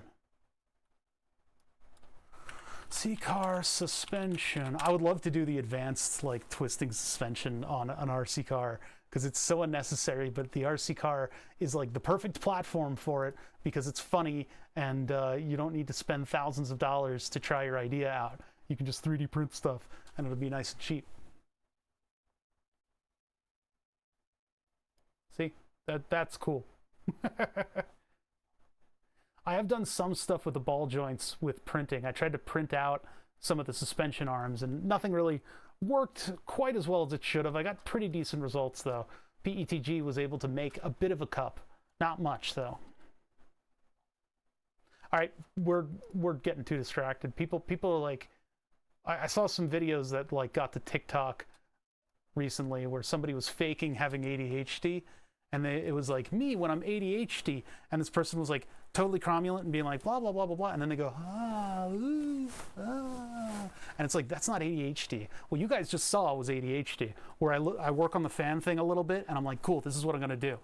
Anyway, RC cars, just completely like your brain justifies the distraction and rolls with it for way too long, and you know, then you sit in a chair all day and go, I could do all these things in 5 minutes, but I don't have any executive function right now. That's what it's like. Anywho, there's two things that we need to do with this. Two things. So one of them, oh, they have 1/24 rock crawlers.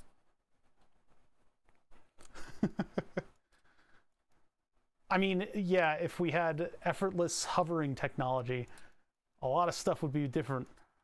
I'd finally be popular. Okay, so we need to mount this to the base, to the rails of the 3D printer. I'm going to open up the 3D printer so I can show that. Wait, what updated here? None of you should have updated. I think maybe just because I saved it. So if I go to, oh wait, no, I've got it open. I've got it open. So I made kind of like a master drawing for the whole 3D printer, for the mechanicals of the 3D printer. The base is just like a cabinet design. So hoverboards don't go on water unless you got power. So I've got the BL Touch on here. I've got the Hymeria hot end with the Revo nozzle, which is, it's nice. It's pretty nice. What are you talking about? It's the Hymeria hot end, and it's on rails. What else is there to know? I didn't do this dumb part here. That's not something I did. But most of this stuff is implemented. I think, actually, I really need to address this here, this cart, because the dimensions for the holes were all wrong, and so I modified the part, and I don't think I've gone back through and corrected the modification. So if something happens to the sort of flimsy modified cart that I put on, I don't have a spare part. Well, anyway, moving on. So yeah, the hot end, I wanted to put a fan on the hot end. And at the same time, I'm actually just uploading videos from early 2021, right? So in early 2021, yeah, Hymeria, that's what I wrote. Anyway, early 2021, I was taking apart a Philips Dream Machine. Dream Machine is a CPAP machine that I was using for a little bit, but it was on very, very low settings the whole time, and I decided that I didn't need that noise. I probably need it. I probably need it because I do snore pretty badly. I've been sleeping a little better lately, though, and as I lose weight, that'll probably solve itself, hopefully. And I do plan on losing weight. We'll see how well that goes. I am getting more exercise, and I have to because of the dog, so I can roll that into some discipline, as if. Anyway, CPAP machine. We took it apart because they said, hey, we're recalling this. And oh, cool, all right, so I'll just take it apart. So we took it apart, took all the plastic, threw it out, kept one component from the whole thing, and that was this motor right here.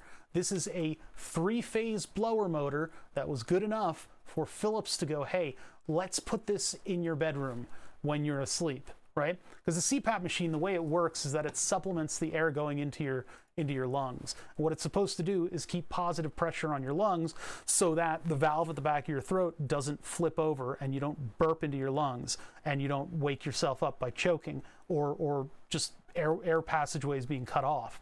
If you keep that positive pressure in there, it keeps the air passageways open. What that means is that you can whistle infinitely, or you can pull the covers up over your head and you never have the sort of too much CO2 because it's always pumping air into your lungs. But the thing about it is there's one way in and one way out of the lungs. So when you breathe out, you don't want to stifle a person's exhale breathing. You want to allow flow. And so the CPAP will spool up and spool down. And it'll do that by measuring pressures in the air passageway. So there were all kinds of good sensors in that thing. We got sensors over there. We got, it really was just air pressure sensors. Oh, there's a really good temperature and humidity sensor in it too that we got. And we actually hooked that video's on the VOD channel, but we hooked that into an Arduino. It was pretty cool. So the motor in the CPAP machine is very nice. It's a well-balanced, decently powerful blower motor. It's a bit much for a 3D printer, but the philosophy behind my 3D printer is that it has to be absolutely silent. That's why I don't run a fan. I run PETG on the printer, which prints hot, soda bottle plastic. It prints hot. 260C is where I set it, and I don't use a fan. And that way we get very, very strong bonds between layers. However, if I want to get into slightly more complicated things, if I want my support to work properly, if I want a couple of the little niceties of 3D printing, those weird, impossible things that 3D printers can do, I need a fan on it. And if I'm going to put a fan on it, it's got to be quiet. And if I'm going to make it into a stream project, it has to be kind of over the top and cool. So that's, well, fan, haha, fan, he said fan and cool at the same sentence. So that's where the CPAP machine comes from. This is perfect for the 3D printer. I think it's a good application. I use the printer a lot. This thing won't stay stifled. Originally, I was going to use this on Burn the Subs as a smoke sucker, but I don't want it getting filled with creosote. So as a blower fan, this thing will get much, much better use as a 3D printer blower fan. That said, I need some kind of a controller that can handle 24 volts. Well, in comes the Amazon Special. These are, what are they? Something 32 BL Heli. I don't know, man. These, you can program these with a software called BL Heli, so you can hook up to the PWM wire and you can change a lot of the dynamics of the controller. The drone motor controllers for the BLDC motors that I had were too loud. They were all crazy. The thing would start up, it would start beeping at you, it would check to see if everything was okay, and then it would spin up the fan at a low speed, and if you hit the control just the right way, it would make crunching noises because it wasn't like smoothly controlling things. With BL Heli, I can kind of tamp down a lot of that stuff, and I don't have very direct control. There's some parameters that I wish I had that I don't, but I can make this thing as quiet as possible. And for the most part, we tested it out, and like the default settings on that drone controller, they're fine. There are some like nice features that I could enable, but basically all we need this thing to do is to respond to a PWM signal coming from the Clipper software. Now, my printer has been through a couple different revisions, more than a couple different revisions. And I have a DB37 connector that goes between the control box and the printer itself. And since we upgraded to CAN bus, a whole bunch of sensor wires and a whole bunch of heater wires and a whole bunch of this and that, those became 4 wires, power and CAN bus. This will not sit on the hot end like your typical blower fan would. This will sit on the frame of the printer, and I'll have the CPAP hose going up and around to some kind of an air thing on the printer head itself. Whole idea of RepRap, which is the foundation of all modern consumer 3D printers. What's that? The quiet thing or the blower? So yeah, the blower motor is going to go on the outside of the frame, and it'll go sort of here. It'll go back here in the back corner of the printer. The other corner is dedicated to the drag chain. And then of course here, I can't put it there. And the bed tends to stick out. The bed will actually hit up against the wall before this hits up against the wall. So here possibly I could do, but then I want to keep that clear for this. So what it'll be is blower fan back here, and CPAP hose has to go all the way up and over and then down to the hot end. So I got to figure out how to do that. Oh, sorry, it was a twitch to something else. Yeah, sorry. ADHD makes entertaining streamers. Yeah, I guess so. Because concentrating on stuff is boring. The CEO of the, what was it, the medical testing company that I worked for, on his resume, I happened to be able to take a look at his resume, and one of the things that he listed was that one of his strengths is that he gets easily bored. And I'm like, man, at your level, you can just say you're easily bored on a resume, and that somehow is a good thing? Like, could you imagine putting that on your resume and then getting hired? Because he did. Crazy. So at some point, and damn it, Fusion decided to put the axis on something else. So at some point, we're going to have to figure out how we are mounting a blower fan to all this business. And there are the 4 mounts right here on the Hymeria where you can mount basically to the motor. So I think my decorative oh bother panel is going to have to go, and then we'll attach some kind of a blower setup down here, and we'll have to take inspiration from other blower setups and figure out just a big hose mount right at the front of this thing.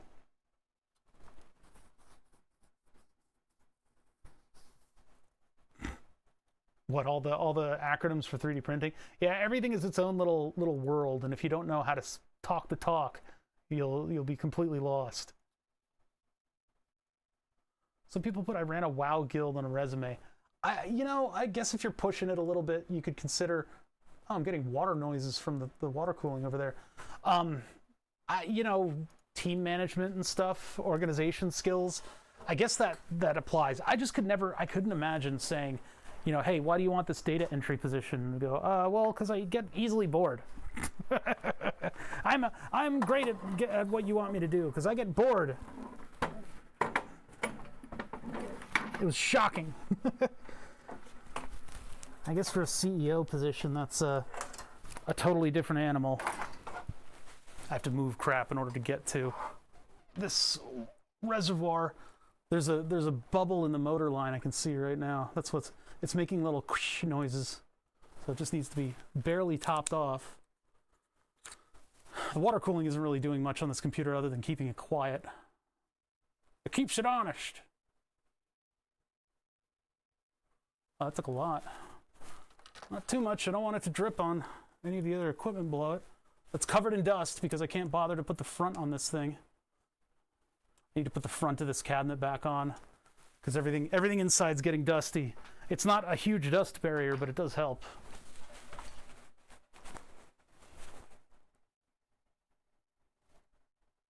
Esports experience on the resume. I guess if you're struggling to put stuff on there, you might as well put like something to bait a conversation out of an interviewer. If you were looking at resumes all day, you'd be like, I kind of want to talk to this one. It's a strategy. Oops, wrong one. There we go. Okay, so, oh yeah, at 18, I guess that's fine.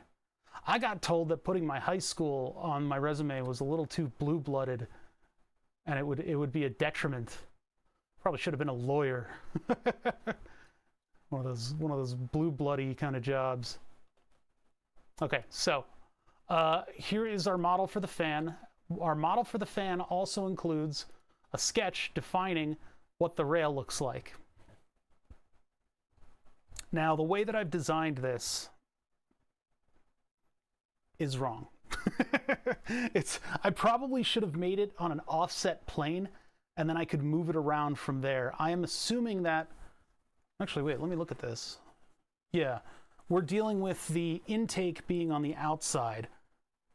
So I guess we can get away with it like this. This will move it out of the way of the axis too, because this goes pretty far in. It almost takes up the entire rail. And this thing can go outside of the rail with some of its equipment. Actually, no, only this is moving back and forth. So we have this distance, we have to stay within it. Nothing overhangs here. And that's 5 millimeters, okay. I hate data entry, but I suppose it could do the job listening to music and automatic. Yeah, data entry, I would be spending most of my time automating my way out of it. I would be using my, like if you had to go from like paper to data, use your cell phone to capture it into text, and then highlight and cut and paste or something. There were times with the IED position where you'd be going through big spreadsheets and you had to like, oh no, I have to add a column, or I want to split this column into 2 different things. I don't trust the auto Excel thing, so here I go. You down over copy, down back paste, down over copy paste, blah, blah, blah, blah, and you'd sort of like automate it. You'd make a little algorithm in your head of what buttons you need to hit, and you do that like 600 times until you get to the bottom of the sheet. What'd you do today? I moved 1 cell of an Excel sheet into 2. I need a doctor. Okay, so back over to here, and then we're gonna measure.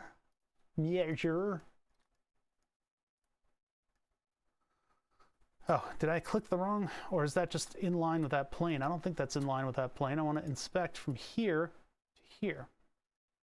Okay, so that's 9 millimeter off, 9 millimeter.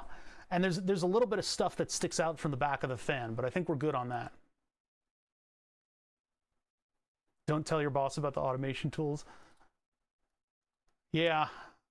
The RF guys at the job had their own very special sheets that were able to do distance calculations really, really nicely.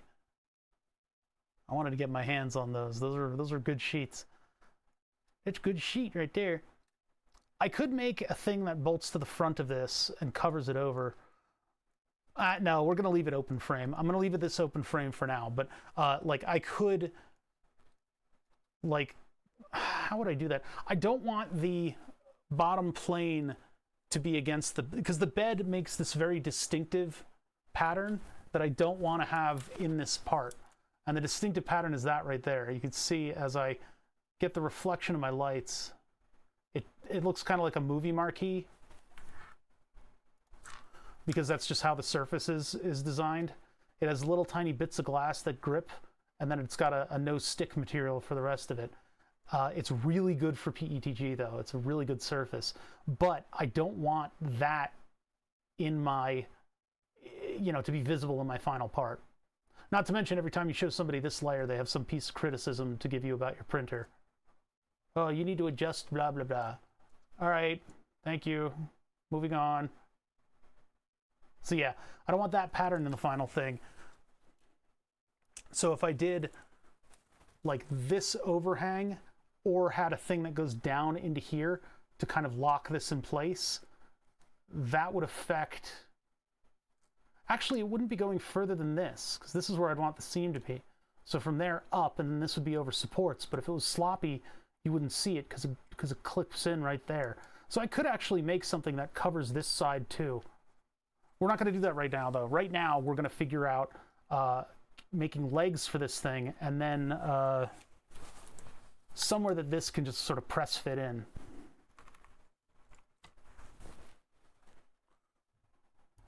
So let's start with the legs. Sweep the legs. Now, we don't need much by way of legs on this design. We don't need a whole lot. I would like to get 4 bolts into this thing, though. How would we do that? I mean, I'd have to come out from over here, like beyond the curve, or do just 2 bolts. This thing is printing from this surface here. So I guess that's our start point. We can't start anywhere else.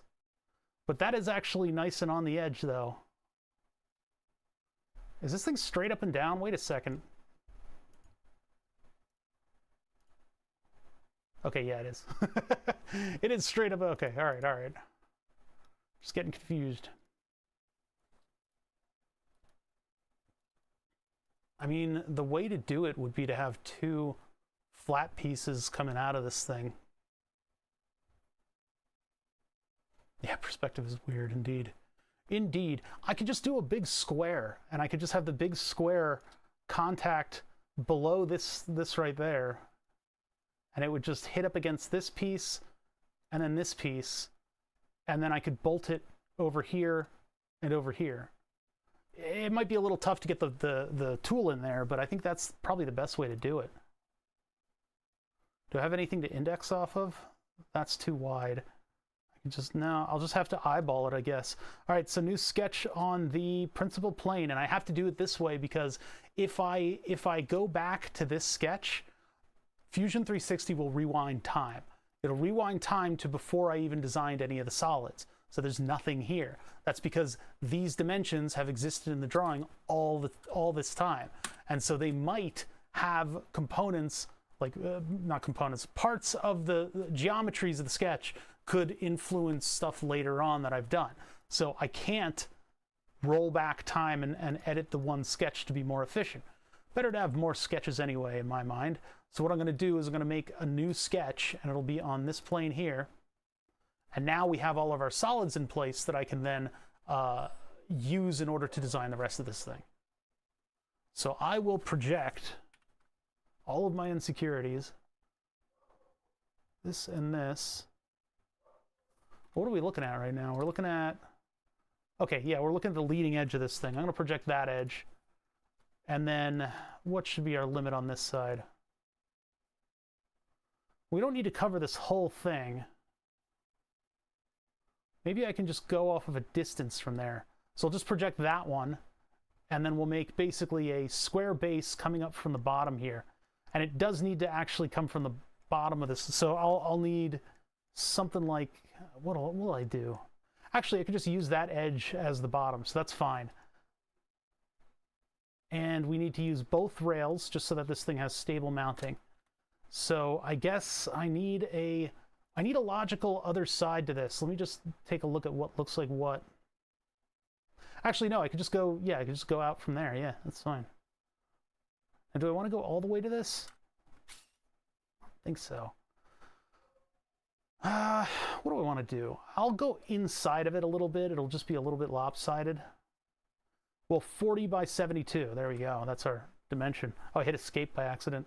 40 by 72.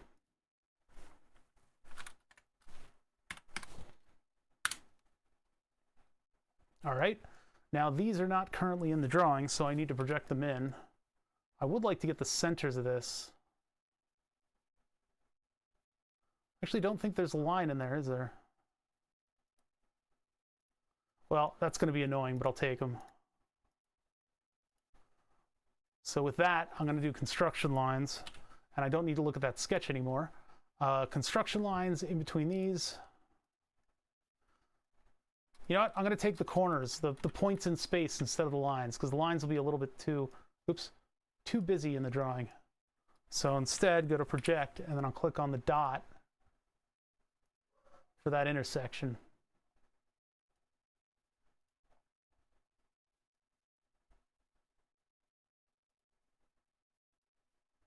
Our dog has gotten very pro barking lately. I don't know what it is. I think just being by the front door in this neighborhood, people are always out and about. Okay, so those are going to be my center. Those are going to define my center points where I can mount the screws.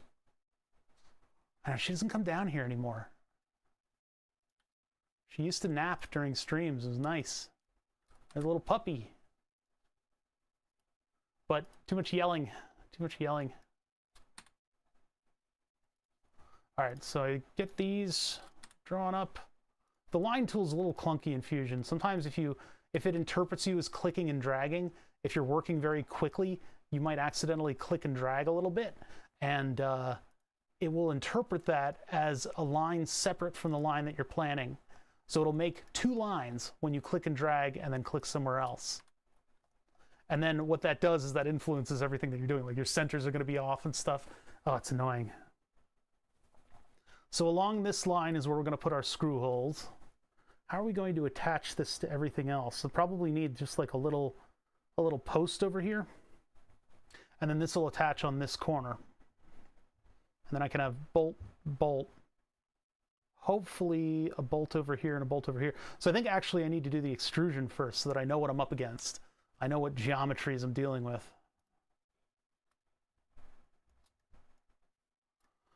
So I think the thickness of those are 3. So if I take this 3, and we're not going to cut, we're joining. Yeah, see, that just kind of sunk it into the design.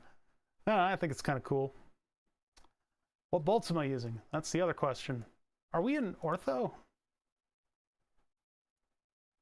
Jeez.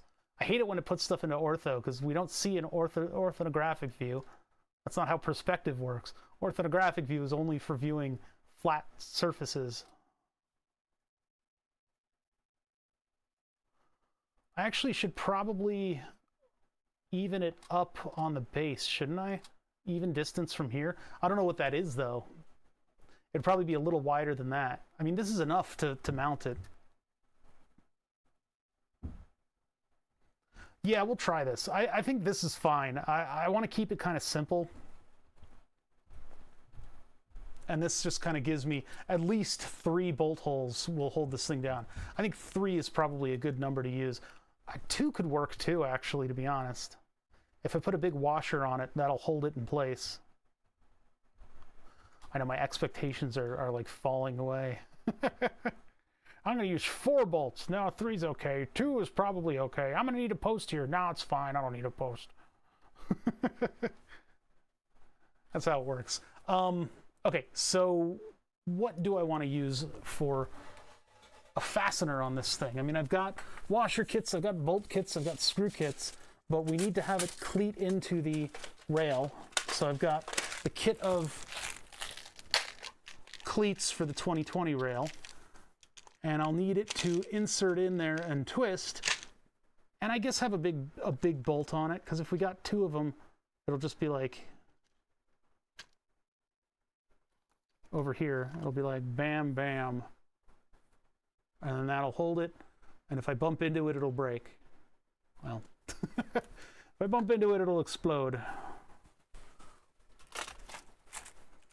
I don't think countersinks are going to be necessary. I think I'll just use a hex head cap bolt.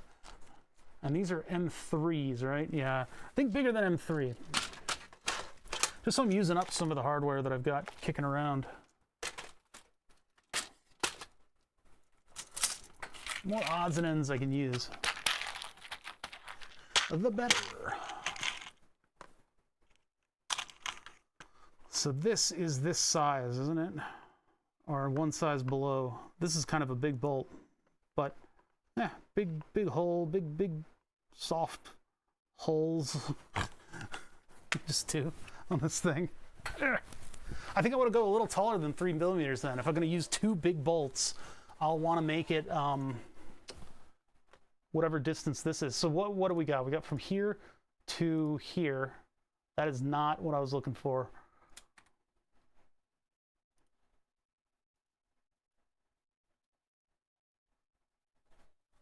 .574.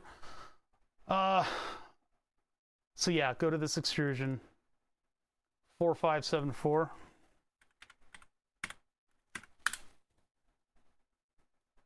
That is a thick piece, but that means that I can use the slightly longer bolt that I found. Like I got 2 of these that are slightly longer. What you want is for basically this to be the distance to the. You don't want to overshoot that because it'll start scraping the inside of the 80/20. So let me get a section. It's not actually 80/20. It's 20/20. A friend of mine's looking to make a solar array out of all that stuff. He's like, "What rails did you use on your thing?" And I'm like, I use 500 different kinds. You're gonna have to narrow it down a little bit for me there, bud.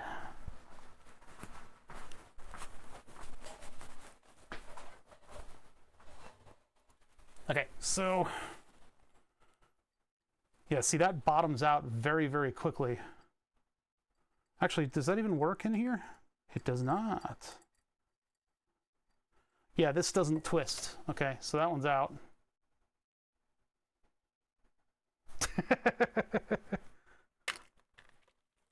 He popped in at the beginning of stream, but yeah, he doesn't appear to be here presently, so you're taking up the mantle. The mantle?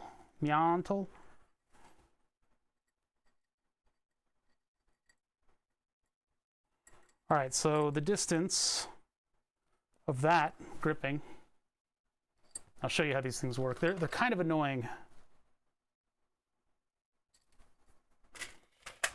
They get the job done, but they are kind of annoying. Oh, I still haven't uploaded the one video today. If we get done, I want to get done with a little bit of sunlight left so I can play with the RC car. I want to see how fast that is after talking about it for most of the beginning of stream. So these are drop-in cleats for the rails. They work on 80/20 and 20/20 rails, although the kit that I got was specifically for 20/20 rails. You can see all kinds of weirdness in the construction of this thing. They're not the highest quality part in the world, but they do allow you to attach to these extrusion rails. I can't focus in on the end of the rail. I wish I had a slightly thinner piece, but this is basically a specifically shaped rail. It's extruded, but it has this very specific geometry inside of it so that you can bolt stuff to the end, that little screw hole there, or you can use these cleats. And there's a couple different ways that these cleats work. Some of them are an insert into the rail that you cannot get out. These are the ones that you can put in situ, so they're good for sort of living designs, the sort of changing designs that we do here, and especially adding a component to your 3D printer. This has a specific geometry to it that allows it to turn in one direction and lock in the other. So what you want to do is you want to have it loose in here, and of course this needs to be undone a little bit. You have it like barely screwed in, and then you go into there, you insert the thing in, and you just go in a direction, and you kind of give it like a quick flick, and it'll orient itself to the right, basically to the rail, right? It'll orient itself to the rail, and you hope that it grips on as you tighten over it. It's sort of hard to show. You desperately hope that this thing twists the right way, because if you get it right, it'll sit at 90 degrees, and it'll provide you a nice grippy platform like that. And then when you undo it, they just come out like that. Typically, what that means is that you'll sit there frustrated with a hex wrench, flicking it and trying to screw it in, and then you feel like it's tight, and then the two pieces will just separate. They're very annoying, but basically you want to, the easiest way to do them is so that if you completely undo it and then start it again and just give it that little flick, that'll help the thing orient into the 90-degree position, then you can tighten it down. But you got to check each one to make sure that they're not tightened, you know, against the, if it's at the wrong angle, it'll tighten against the thing you're trying to bolt down to instead of the rail. Very, very annoying. We'll use 2 of those here. And since they'll be vertical, they'll be a lot easier to use. So what distance, ideally, am I going to have between the thing I'm bolting down and this screw? So if this thing is like that, what is the distance from the substrate here? Not easy to measure. It's like 7 millimeters. That's utterly ridiculous. There's no way.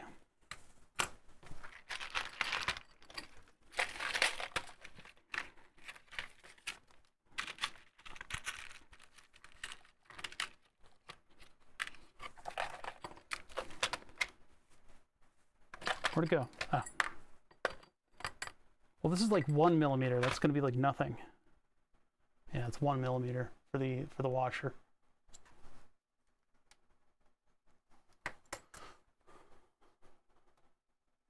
$8020 isn't as much a rail size as it is a company.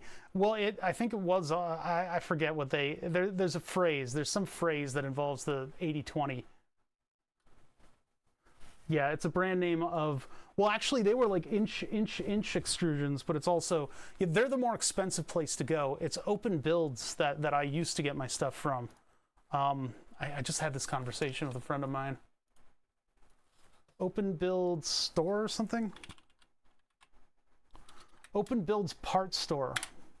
I think they recently moved away from New Jersey. When they were in New Jersey, I was able to get the 20 by 20 millimeter rail from them super cheap. When I talk about 8020, I'm talking about 8020.net. Damn it. And they also make rails, but these guys are really expensive. They're really expensive. They're good stuff, but they're like industrial parts prices. They're not maker prices. These are maker priced, but you only get a limited number of sizes. 8020 has a ton of this stuff in various sizes and styles. So there's all kinds of good stuff here. But again, they are pretty expensive. It's like 4 millimeter, right? 4.5, 5.5, that's not 7.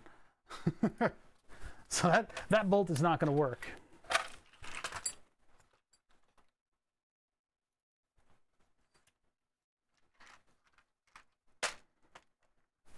Yeah, the 2020 stuff. There's T slot, and then this is V slot. This has a different taper right on the slot itself, so that you can buy rollers. You can buy nylon rollers that'll fit into that V slot. Even though this one's dented right there. What is that all about? But I do a lot of stuff with this rail because you know our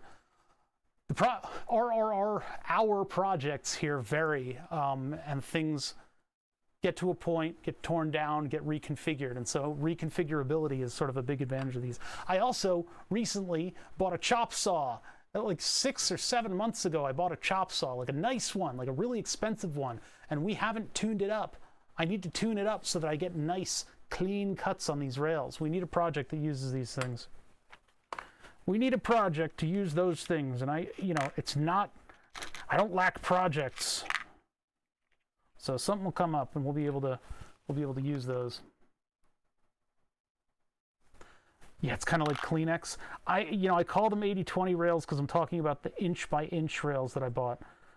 Because 8020 sells English sizes too, which is kind of insane for a company that's so utilized in the engineering sphere. I think these will do. I'm going to have to use the shorty ones. I'm going to have to use the super short ones. It's my only choice. So these two, and then they'll have a washer on them. The washer is just to make sure that they don't dig into plastic. This thick PETG, now it's not going to be solid PETG. It'll have a couple layers, and then there'll be an infill in there. And so when you do that and you tighten something with like a metal cap head onto it, it's easy to over tighten. You can, well, actually no, because it'll be a stack of a single layer of the screw hole body should be pretty strong, but spreading out the load is always polite to do.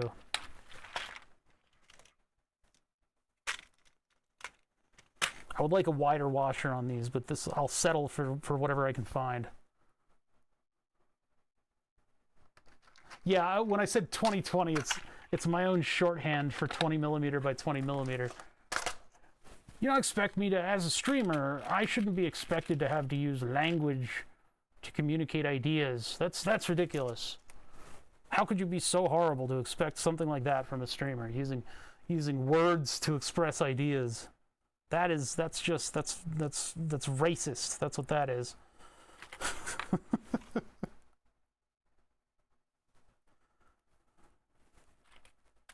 All right. Oh, I almost dropped that.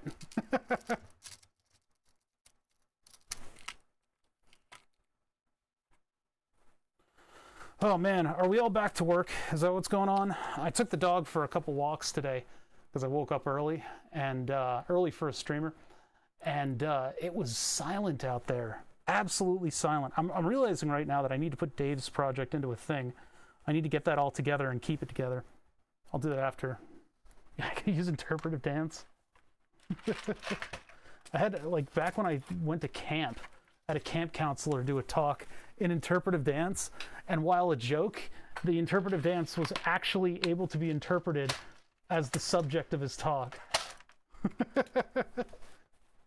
So he was like an English guy, and it was totally dry pan, which I love me some dry pan humor, but he was able to do an entire interpretive dance about building a wall or something like that. As you can see, I was building a wall. Okay, so the width on the washer is, I want to clear that, and that's 10 millimeter. So just as an exercise, I'll go to my sketch. I should probably name these sketches at this point. Are we in the, no, we're not in, okay, so go into the sketch. Let's view it from the bottom, ortho. And then I want to look at what 10 millimeters looks like. Plenty of room. Plenty of room. Plenty of room. Okay. So 2 10 millimeter bolts, and I guess, do I want to evenly space them? It doesn't matter. At this size, it doesn't matter. Damn work. I feel for you.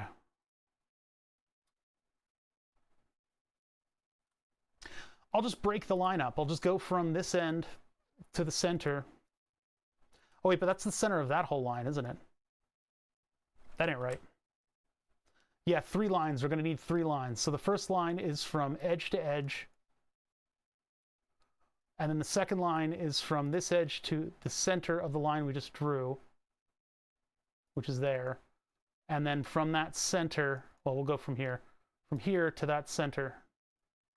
And now we have a center point on which we can put our screw holes. Now I could probably do this with a ton of other methods. I could even use dread B math.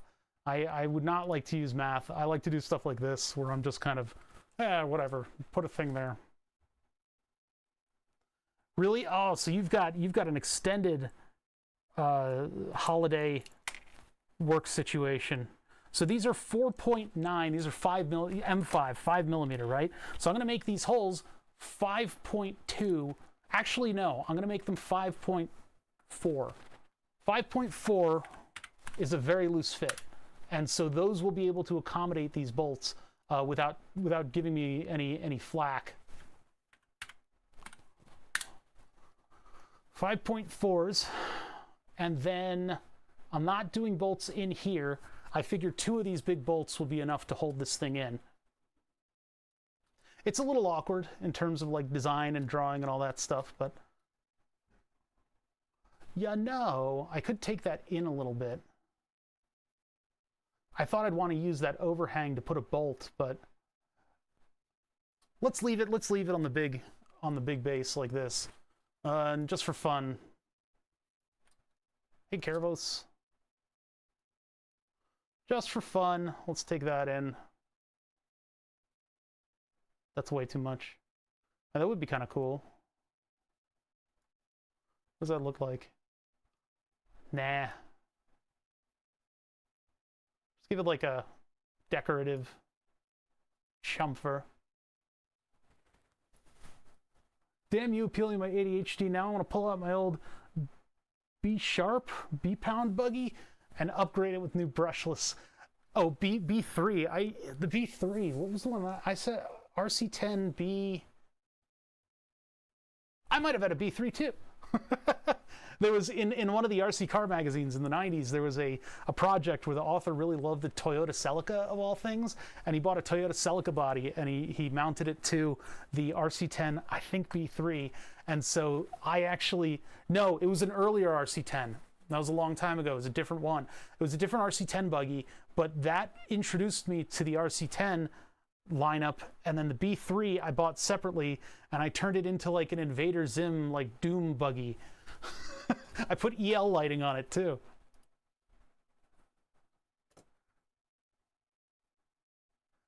Tweezers and soldering project just delivered. Hell yeah, brother. Have fun. Soldering and tweezing. That's all I do. That's all I do. So we have 2 mounting bolts on the front. I think that'll be okay. Although I kind of want to make the base smaller, but... And I can't put text into this because it won't print properly because it's printing vertically at that point. So I could reduce the amount of plastic on it and take those 2 edges in. Yeah, I'm going to do that. I'm actually going to do that. Here. Dude. So now we got our edge back. I got my edge back. Take this and this. I'm going to move them in an even amount on both sides. I think that's too far. Take it like to there.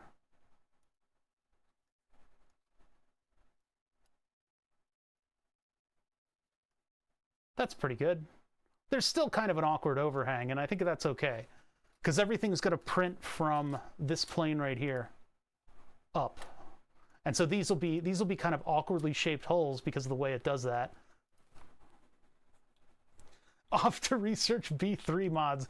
My problem with the B3 was that even with an old school universal DC motor style, the brushed motor, the amount of power going into the slip disc was too much for the slip disc, always. It would always slip.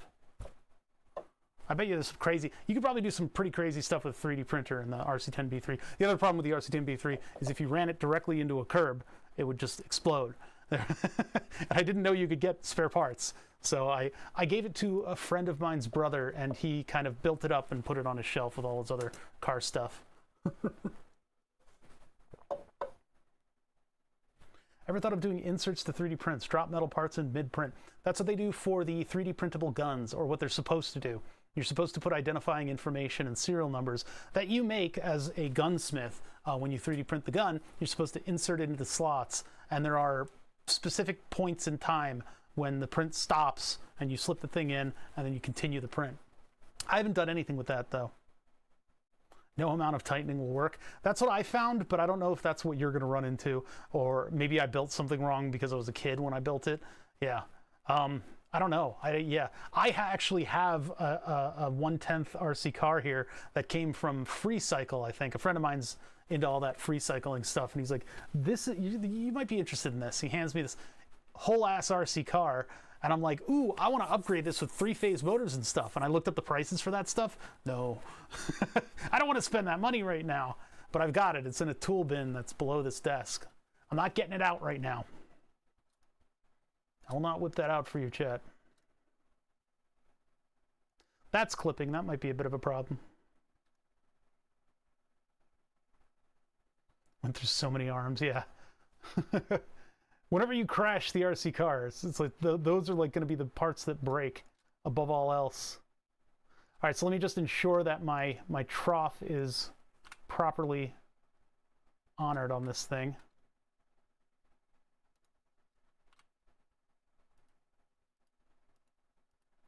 We'll just take some of this garbage here, and I'll extrude through 2 sides. No. Symmetrically. All. And then bring the body back in with a cut command. Oh yeah, that didn't do shit, and it was supposed to actually do something. Oh, I see, it went through there. It didn't go through the back, which is a little weird. Hold on, I'm going to Control Z that. I want to undo that, and I'm going to extrude. I need to only extrude forward.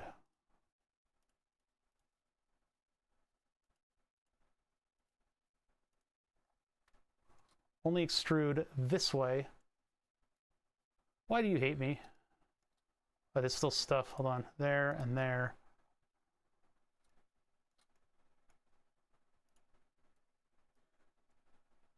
Through all that. Bring this back in. That interprets it as a cut. That's a little awkward. Maybe we don't want to do that. That's a little bit awkward. That's not quite what we were looking for. Oh, because it shouldn't be that outer shell. Yeah, only the space for the rubber thing.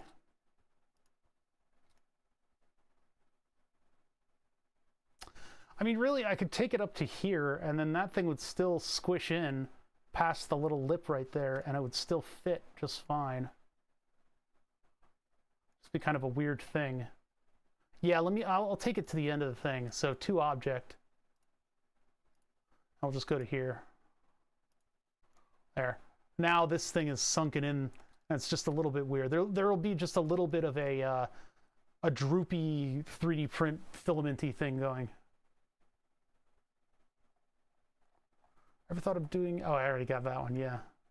Yeah. Was it Celica versus Supra? I had a friend, like a coworker, once offer to sell me his MR2, and that was back in like 2012. I really should have gone for that. I could have had a Mr. 2. I could have had a Mr. 2. I could have been cool. But now I'm not. All right, I think that's as simple as I can do for the mount. Further questions are about where we're going to mount the controller. But actually, this area right here is looking pretty tempting to me. I might just double side, like VHB tape the controller right here.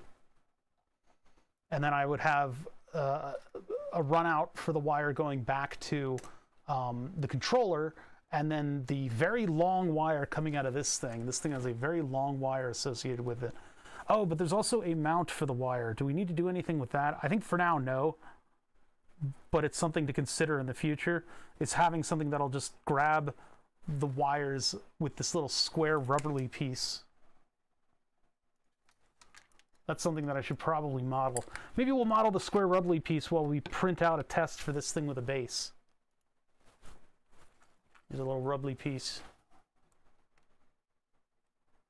How in the world am I supposed to attach anything to this? And is it strictly necessary? I'd say no, but we have been comprehensively modeling this thing, so. Yeah, well, the only problem is if the part is too flimsy. If you're printing the right kinds of plastics, that's fine. But yeah, God, if I had a 3D printer back then, boy, oh boy. I mean, all the designs would be total crap because I wouldn't know what I'm doing, but I would have been able to make replacement like arms and stuff. And the Thingiverse is full of that kind of thing. All those replacement pieces. Okay, so we have our final body that we would like to try to print and then utilize. And down the line, I can kind of solve the problems of mounting the PCB and then mounting the little wiring thing. For now, that could just go, I don't know, I could just like wedge it down there or something like that. I don't know. But yeah, let's take that and let's save it as a mesh. And then that is going to be all standard settings. I'm not going to mess with anything. And what I'll do is I'll put it in my desktop on a temp prints folder. And this is what I'm talking about with like uploading to GitHub. Actually, I should probably export like the Fusion 360 files, like the SLD PRT or whatever, and then put them all up on GitHub. I should do that. Somebody twist my arm about that in the future. Not right now, because I've got 300 videos to upload for the VOD channel.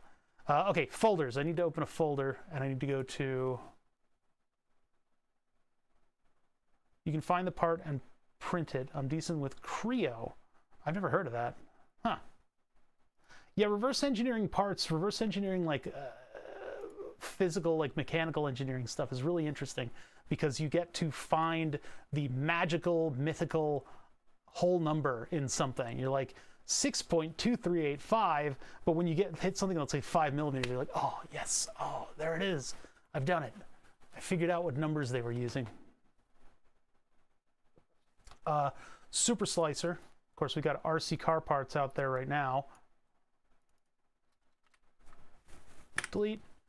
And then we're going to take the top file in the folder. That was not it. Why did that happen? Oh, that's right, I did it wrong. Okay, yeah, so there's that. It's yelling at me because it's out of bounds. It's like, come on, man. Give me a minute. Boop. So this should print without any supports.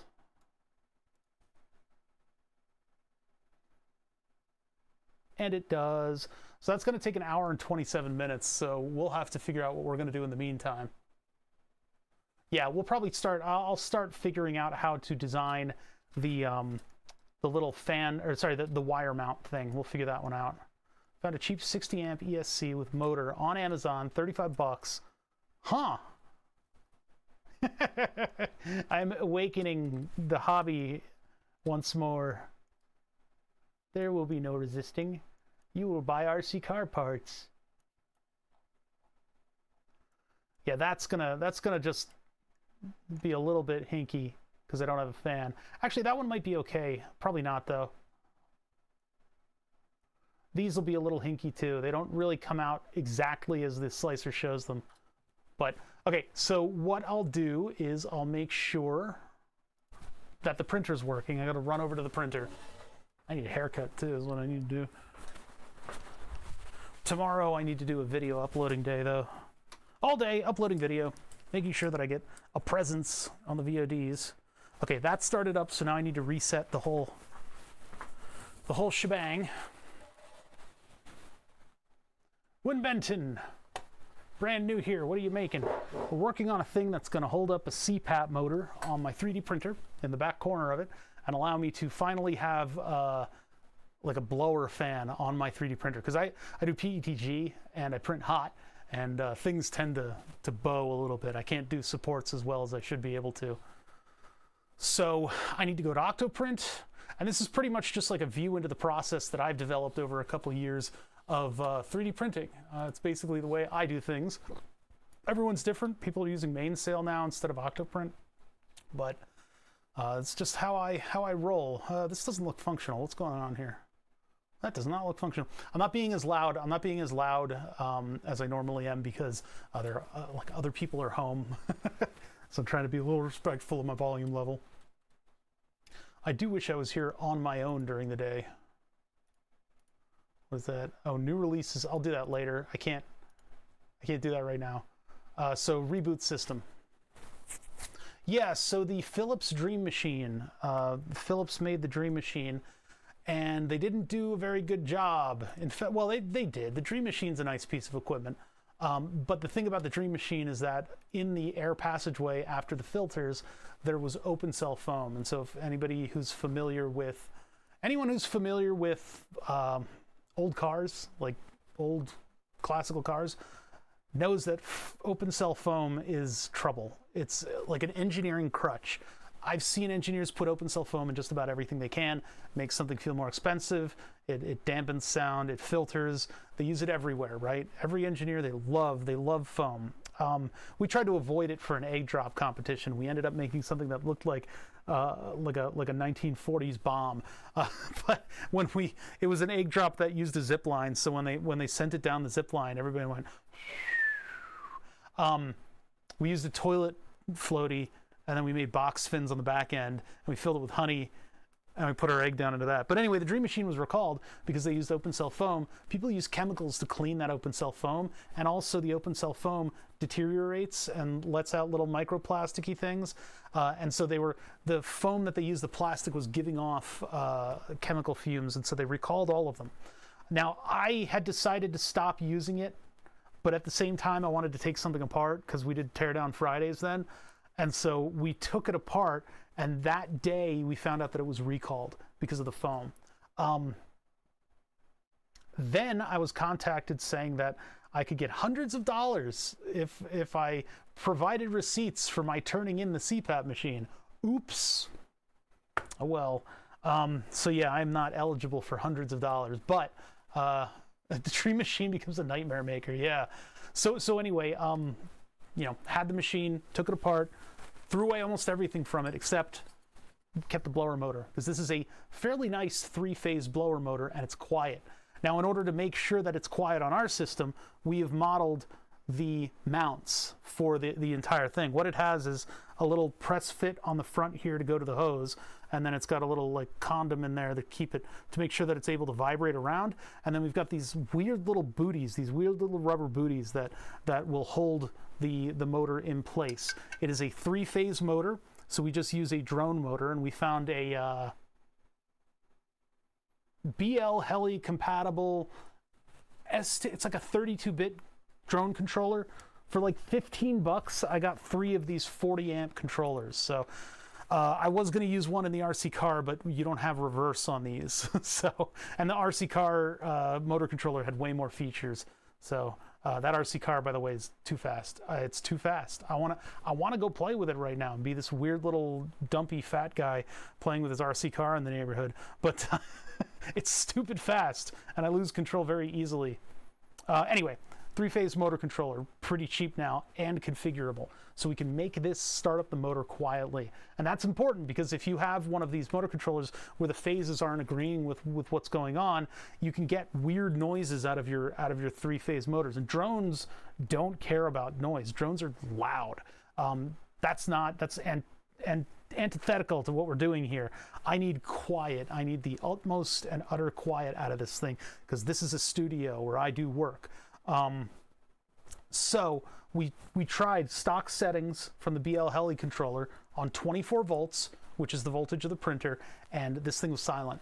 So making sure to keep in mind all the different features that they put into the motor to keep it quiet, we're making this frame, and now we're able to print the overall sort of the first draft of the frame and see how that works.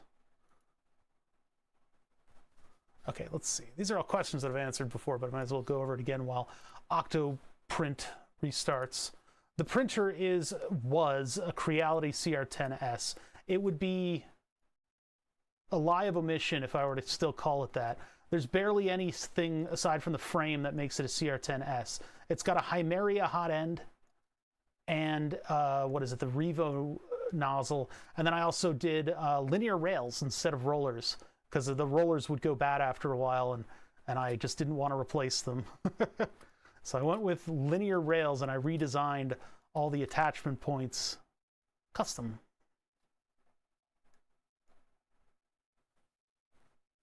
Okay, so this, and now oh yeah, I need to check up on Octoprint. Hold on, Octoprint, where have you gone? So go to Clipper Standby, let's connect. Make sure that we get our firmware version, and let's put our BL Touch down and up. I hear a click. And so now I'm ready to print. So I go to Super Slicer, export, okay. And the process begins, the 1 hour, 27 minute plus. It's probably like 5 or so minutes until the printer is ready to, it heats up and measures itself and does all that stuff. Okay, I need a new part. So this part is going to be the rubbly piece that mounts the wires. So I'm going to save it as a wire thing. How in the hell am I going to put this thing together? Now, we're not modeling this for 3D printing. We're modeling it so we can make something that'll hold on to it in the 3D print. So we're going to be 3D printing the thing that this goes into, but it's untight.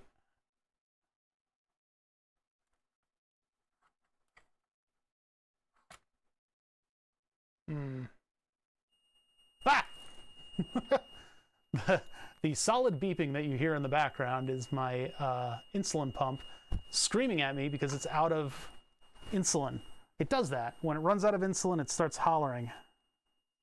So I am going to deactivate the pod, and we're going to do a set change here real quick. Let me go get... Oh, I think I need to get insulin from the other room. Let me check. Insulin bottles, what is your status? Either of you have 300 units in you? Oh yeah, we got 300 units in this one. Okay, cool. We got to do this. This is my insulin pump system, I use the Omnipod Dash, and that is a Bluetooth device. So, as a Bluetooth device, there have been rulings about how they're allowed to communicate, because there's a lot of Bluetooth devices out there nowadays, and interference could be very detrimental.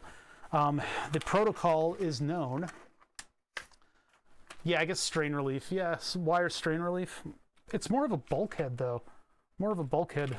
But anyway, the Omnipod Dash, due to basically the standardization of Bluetooth Low Energy, has known signals. We know what all of this stuff does and how this thing communicates and how it gets through its calibration system and stuff. And so people who, under the hashtag we are not waiting, have decided that they don't want to wait for these companies to catch up with the ability, well, with the technology of phones and stuff, because they go through a rigorous process in order to make sure that, you know, their health products work for absolutely everybody and that they're totally safe and blah blah blah.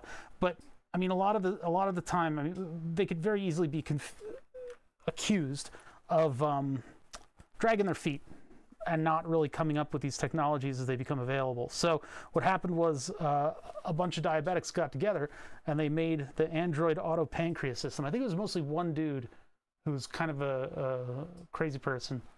Not crazy like the modular maker crazy, just thinks in a unique way. But anyway, whoever made this system made a whole training regimen and stuff.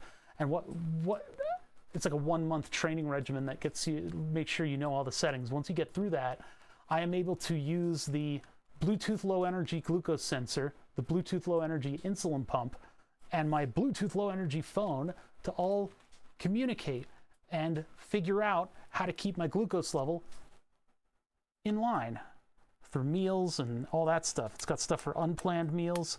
I can tell it when I eat, and it'll adjust appropriately. I can go to sleep and I don't go low during the night because of it. Hey Mahalo, how's it going? It ain't cheap. The AAPS is free.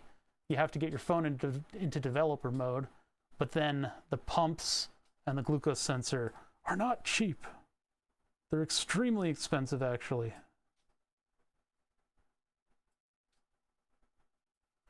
They all have their own unique ways of applying themselves, I guess. They have different applicators.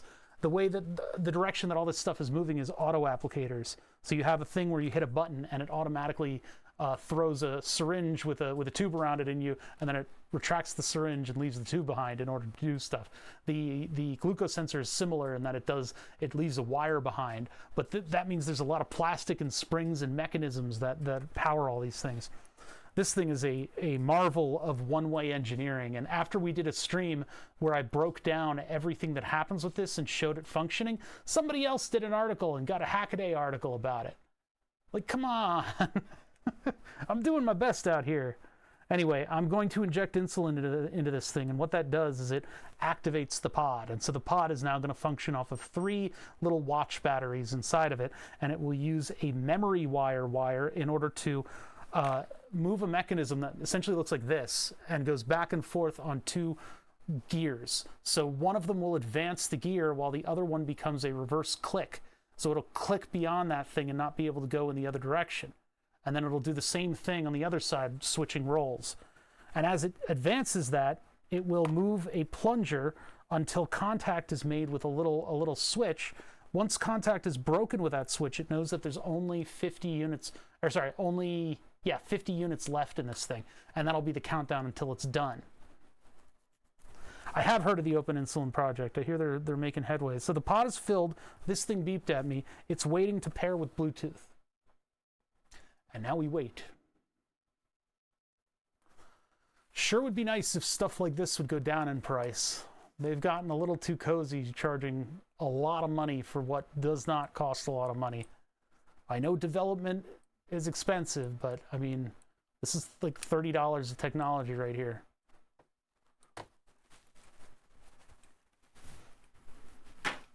But that's not going to go anywhere. It's the insulin stuff has all already happened. All right, this is where I expose my midriff. You guys don't get to see my midriff. I gotta have some privacy in my life. Owie! Okay, there's the old one out. Yeah, old one out. New one. I should wait until it stops clicking, but what I'm going to do is just remove this. What I would love to be able to do is reprogram the microcontrollers in this insulin pump. I've removed a bunch of them, and I've got them in a drawer. I just need to figure out whether or not I can put code on them.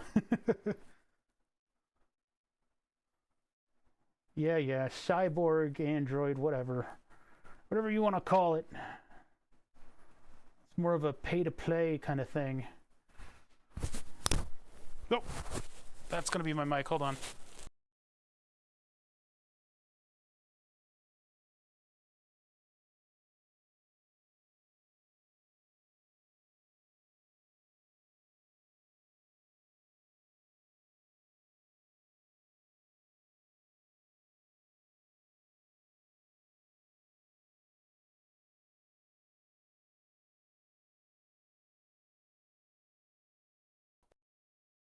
All right, so now this is the part where UI design goes in a place that nobody ever expected UI design to go.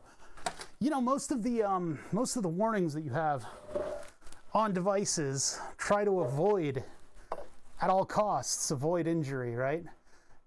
But this is a unique piece of UI design where it actually says, prepare the infusion site, remove the pod's needle cap, abrasive bed, blah, blah, blah, blah, blah. If the cannula sticks out, press cancel. Press next to insert the cannula and begin basal delivery. So this is a very unique moment in UI design. Possibly one of the only instances where clicking on the attach pod dialog will actually stab the user. It will actually cause harm to the user. So this says, attach pod. When you press OK, the cannula will be inserted. Make sure that you have attached the pod to the infusion site. This will cause bodily harm. Okay, so now I get 5 clicks, and I'm actually going to put my hand on the pump in order to make sure that it does its job, and there it is. So how long do these last? With me, it's like 2 days. Typically, it's supposed to last 3 days. I sometimes, if I am particularly insulin usy, they'll last like 18 hours, 20 hours, more like 28, 30, I think maybe is the shortest one that I've had. But they only hold 200 units, whereas a typical insulin pump will hold 300. And I would rather have an insulin pump that holds 400. And they say, oh, the battery is dead by then, but they're not. They've still got plenty of life left in them. I wish Omnipod would go to a 300 unit reservoir. T-Slim, company that makes a rechargeable insulin pump, T-Slim is, I think, working on something where instead of a whole new pod, it's like a patch that has attachment points on it, and the pod will clip to that. So, but they're not cheap. I mean, like each of those boxes is like $300, and the box holds 5 or something. I forget what were the prices on that. Wait a minute, let's look that up. If I were to just buy this, if I were like so fiercely libertarian that I was like a house cat and I wanted to buy all these supplies myself, Omnipod dash shopping. We're not going to find anything. Okay, that's not well. I mean, it sucks to have to spend this every couple months, because I go through. It's like what? That's 10. Be like 5 dash pods, $135. So you're paying $135 every 20 to 23 days, maybe if you're lucky. So you do the math. Sucks. It really sucks. See, that's the one that I use. I don't know. That one looks different. Oh no, maybe it's the right one. It's on sale. Yeah.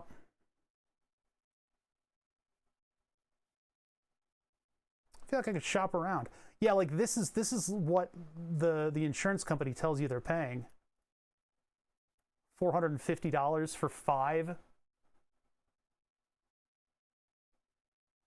Oh, that's for the controller. They're $698 for the Android phone that they've completely locked down. By the way, so the Dash pods can be controlled by their software on your cell phone. But if you use their software on your cell phone, you have to turn on certain alerts, and you have to turn on certain security features, and you basically have to reconfigure your phone to work for them, and all of the health regulations that they expected that you would need. So there's like, and also the software is completely like surface level. There's very little complexity to it. It's like, it's made for, like, you know, the boomers to use so that they don't accidentally kill themselves. I wouldn't know about messages. Twitch chats, therapy.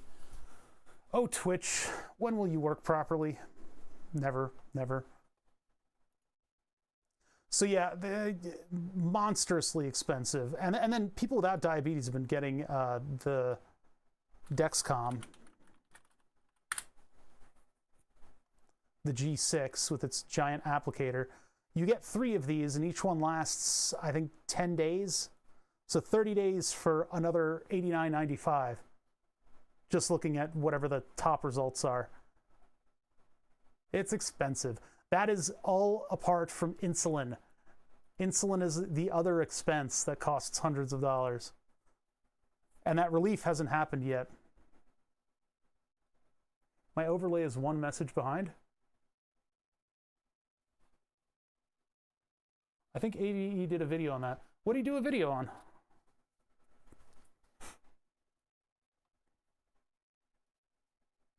Yeah, you guys can see the lag in the interfaces here.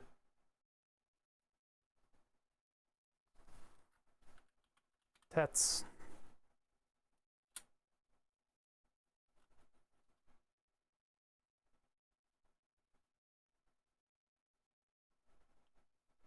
Yeah, people without diabetes are buying the Dexcom so that they know what their glucose levels are, and they can control them a little bit more tightly. How's it print doing? Print seems to be doing okay. I don't hear any weird noises from it. The orange and white thing you said non-diabetics were buying? Yeah. So it's a bimetallic wire that goes under the skin. There's a sensor and a transmitter. And the transmitter, we were just looking at the sensors. The sensors are sort of the disposable part. The transmitters work for 90 days. So you get 3 packs of the pads, and that's a patch that goes in your body, and when you press the big orange button on that thing, it shoves a needle under your skin and then leaves behind the wire. They don't hurt. You don't feel it at all. I put mine on my shoulder, so mine's on my right shoulder, is back as far as I can get it. Really, he did a video on is he diabetic or is he getting them without? Because there was a bit of controversy on that, and frankly, I don't care if non-diabetics are buying the technology if the company is able to supply them properly to all the diabetics. I haven't heard anything about a shortage of it, so I don't mind that he's using. If he's diabetic, that's a totally different story. The Dexcom is the glucose monitor that works, or at least traditionally. Nowadays, I think the other ones, like the Freestyle, is probably totally fine. But back in the day, the only one that really worked was Dexcom. That reliably worked, that is. That's not a very good view. Here, let's get you guys off of this and then bring you down here.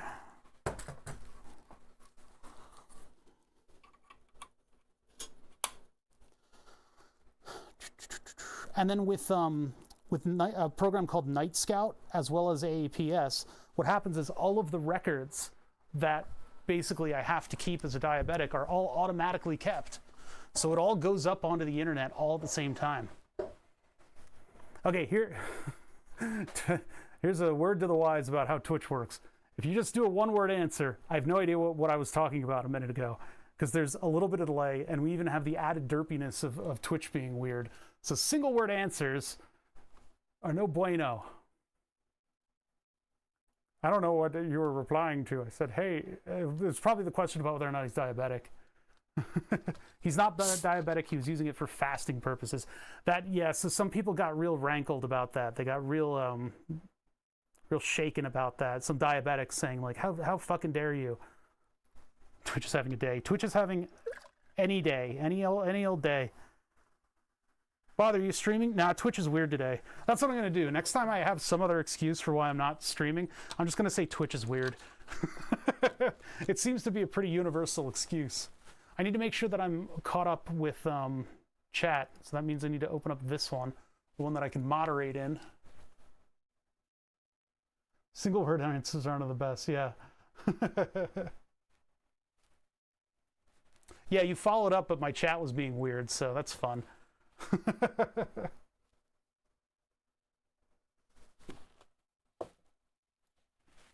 Yeah, there's no chance of that not being the case.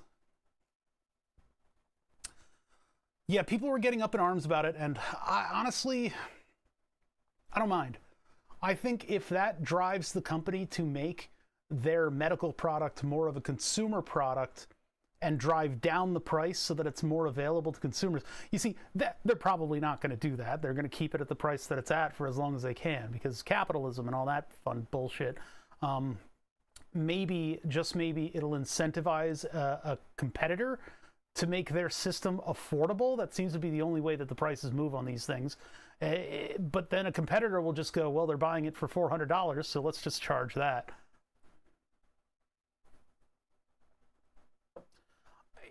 I would expect that in Canada you would need a prescription purpose in order to get it subsidized. It's likely he's using his YouTube fortunes in order to just buy some cool thing. Cool new sensor. Why is my phone not charging on the base? What are you doing? Okay.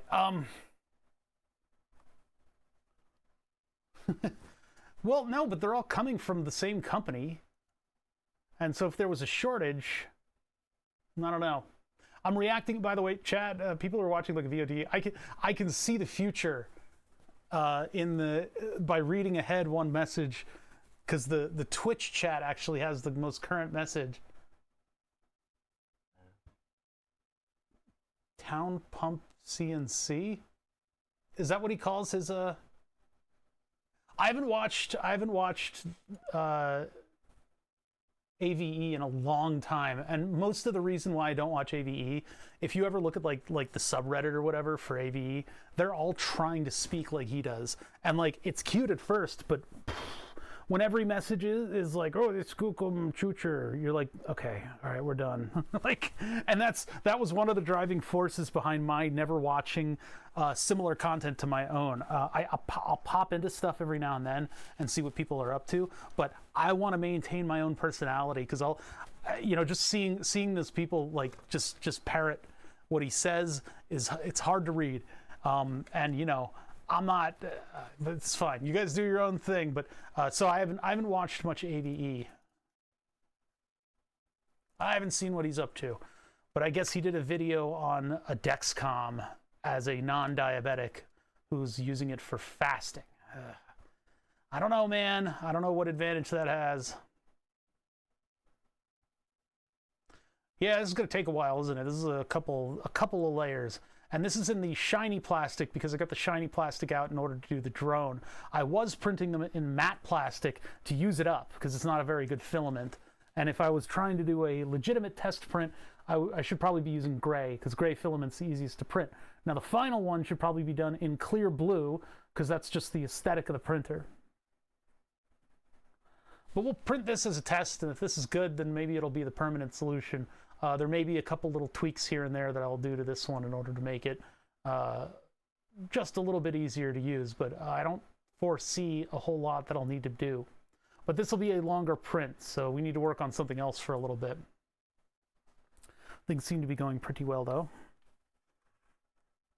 That was just a pancreas break, if you will. Okay, get this thing back down here. Are my farts broke with Twitch breaking? The farts don't work. Yeah, the last 3 activity feeds. Groovy something subbing. Oh, that was a sub? Sorry, Groovy. The what do you call it? Social Stream Ninja is good, but it doesn't notify me over here that I've got a sub. So I may miss a couple. But it's just been a Bridgewater and Groovy something today. So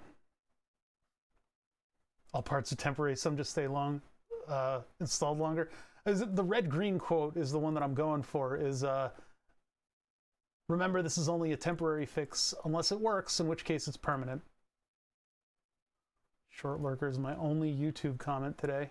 Let's get those up like that. There. If I organize my windows better, I'll feel like I'm organized. Huh, those farts are showing up. Oh no, they're in there. I just can't see them.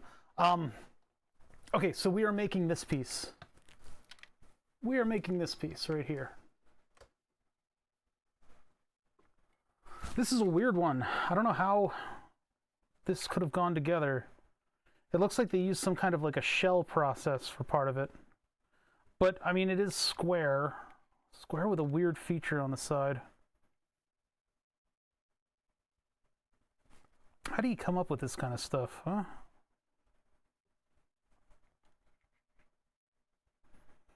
I mean, okay. I'm not quite seeing it. You guys look at it on the microscope. That'll be easier for you to see. Try and get a sort of a base of this part so that we can start designing it from a certain perspective. Those aren't really chamfers. Those are kind of a different feature. More like an arc from a piece to a piece. And then that looks like it's shelled out with like the shell function. And this just has crazy go nuts geometry. The rest of it's just a square. That's easy enough. I mean, I guess I can block this out in squares and we can figure out from there. Yeah, I think that's the way to go. Actually, I think this, where does that get to on the, I need to see the light from behind it. Hold on.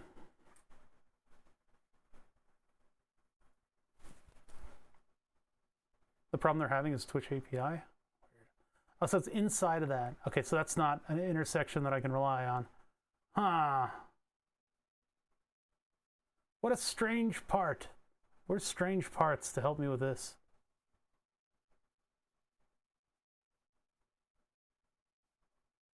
Okay, I think I see what we're gonna do. We're gonna go with boxes. We're going to go with a box and we'll extrude two directions out of it. And we'll see what I can do with the sketch tools on that. So if I go from here, we can do our overall outside dimensions.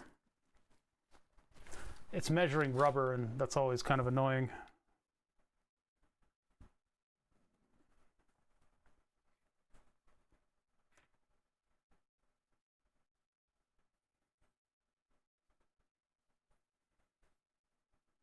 I want to say 14, but I'm getting, I think 14.5 is kind of not squishing it.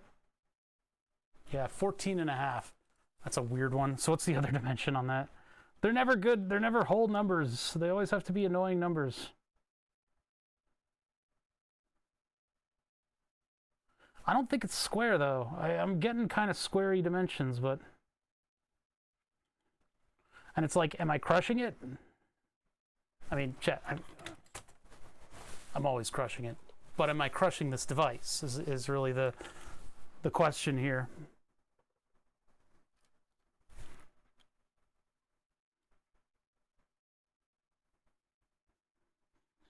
God, the wire going through this thing is really annoying. Nothing is more permanent than a temporary solution. That's a good phrasing of it. That sounds a little bit more official. 14 1/3? That doesn't make any sense. I had to wonder how necessary that weird rubber block. Seems there could be more simple wire management. Sure, but it's fun. You gotta put a carriage return on there to get the message over to my window where I can actually read it. That's so weird how, I think that's gonna be 14. So 14, and then 14 here is definitely too tight. I mean, this is springing back at 14. So if we go to 15 is not it. Yeah, that's loose. So 14 by 14 and a half. That seems very strange, but we'll start with that dimension. So box from here, 14, 14, 0.5. That makes that in this orientation. I think I want the other way around.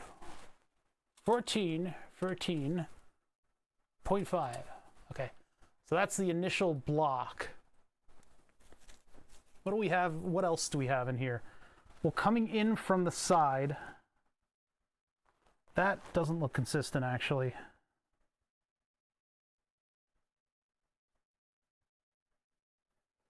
One point, and it's not really 5. Come on, man. Just be a normal. Okay, I think 2 millimeter on that. So 1.5 on the top and the bottom, and 2 millimeter on the two sides. Strange. That's strange. That's a different dimension for the two. So I guess the only recourse that I have is coming in. That's, this is going to be bad. This is going to be bad. Well, I could do a construction box, and I could do 2. That's not construction. Why do you change? Thought I hit the X button. 2. 2 and 2, and then 1.5 by 1.5. The difference in dimension is kind of the weird part.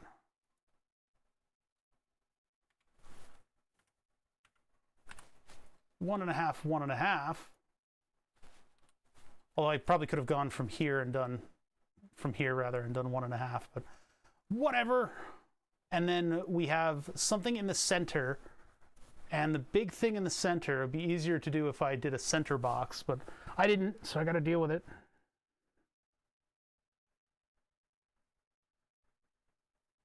.89. I'm going to call that 4 millimeters. So 2 millimeters each from the center. I'm gonna use that. I could have done mirror images stuff too, but this is just how, I don't know. Just getting the numbers down there. Not 2 degrees. 2 millimeters. 2 millimeters. Why has that got like a really heavy dot on it? I don't trust that. I guess I could go from the center of this one too. These are the things that are gonna, these decisions that I'm making right now are the ones that are gonna blow up the drawing later. They're gonna make it completely untenable. 2 and 2, and then I'm gonna come in here with solid lines. Solid lines. And just flesh this out in flesh. We should do some gaming streams at some point. I'm going to need that whole box. I'm going to need that whole box because that gets extruded separately. So what I was doing before was the right way. I need it from all the way out here because it actually is going to go higher than the other ones. So 2 by 2. Why the big dot again? I don't trust the big dot. Well, it did it there too, so maybe it's fine. Yeah, that one did it too. All right, maybe it's okay. So that's actually going to get solid lines going down all the way through. And that'll get extruded separately from everybody else. And then this will get there. Did I do this sideways? I think I did this side. I think I was supposed to do this differently. In which case I can edit the, look at that little tiny line segment because I was working too quickly. Fusion hates it. Got to be careful not to click and drag. Why did that end the line tool? Why is that like that? Did I put a little line segment in here? No. The line tool is a very strange tool, and I don't know why they don't lock it down a little bit more. Okay, the beginnings of our shape. Now, to double check, 14.5, the longer dimension is that this one?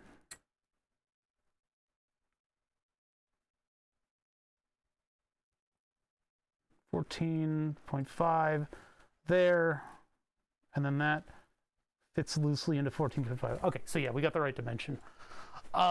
Okay, so that's one side of this thing. We'll come back to this drawing and work on the other side of it later. The 3 wires are from the center, so we'll worry about those later too. The main structure of this thing, well, we got 3, well, pylons and an outer shell. And then we have a base that I don't know the thickness of. That's a tough one. I'm going to assume that that's 1 millimeter, but it might be 1.5 actually. So I guess I can do a depth and an overall measurement on this thing, which is hard to do because it's all rubber. Hard to be millimeter precise when your millimeter can shift around. Oops. 2.8. So 2.8 to the base, and then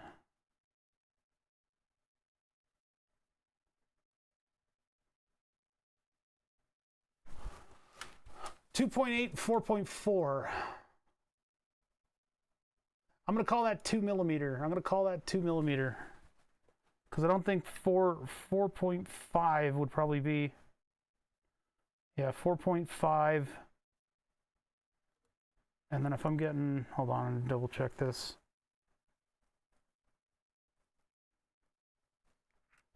.5. Maybe it is 2 millimeter. So 2.5 to 4.5. Or no, that would make it 2 millimeter. Derp. So how do I want to get this? Let's do these. Well, it's going to make a lot of superfluous objects. If I don't want to make superfluous objects, which isn't really that big of a deal in the CAD software. So maybe just take this and this. Not 12, 2. Those heavy dots annoy me for some reason. Yeah, I don't know why it does that. Is it trying to like denote an intersection or something? I just refreshed. Is your chat working? Yeah, it's like a full message behind. I don't know why. I don't know what's going on with that. It's like the message in has to push everything through. My first IT job, I found a 110 telco block with Cat5 cable spliced into it, plugged into a switch for IP phones. The phone system is the biggest bird's nest in existence. Had a tag on it that said temp for VoIP cutover AT121204. It was 2018 when I found it. Oh my god. All right, so then I extrude this and this 4.5 with a join. Now I can measure the whole thing, see how tall that is, to the base. 6 millimeters. So take that and we'll unify everybody with a big 6 millimeter extrusion.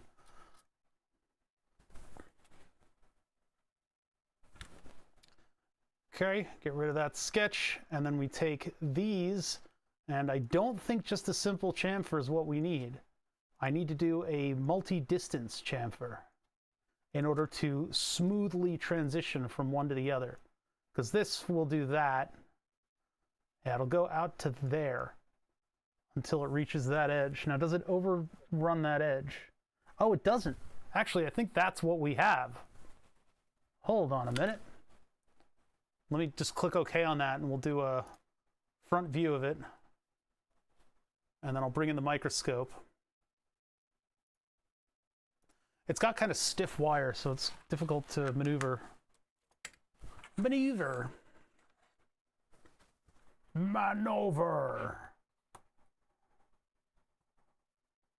I mean, I'm feeling like that's what we got. Huh? I would accept that as reasonably accurate.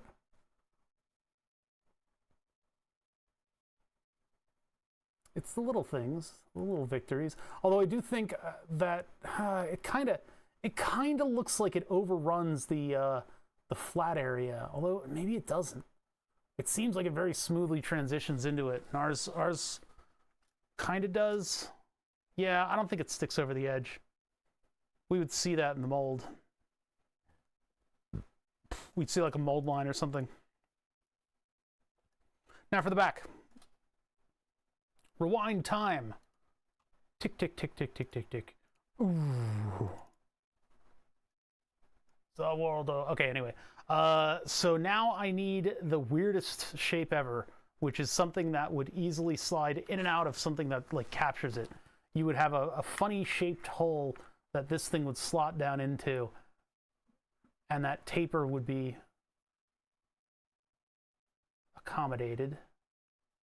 I can measure out here, and then I can try to get a circumference over here, but I don't know where that center is going to be. It might be there. No, it's not in the center, and it's definitely not that wire. It's somewhere in between those two, it seems like. How do I get that radii? Maybe I just measure out here and then in here and get a distance to edge. If I do a distance to edge over here, that doesn't really work. Well, start at the beginning.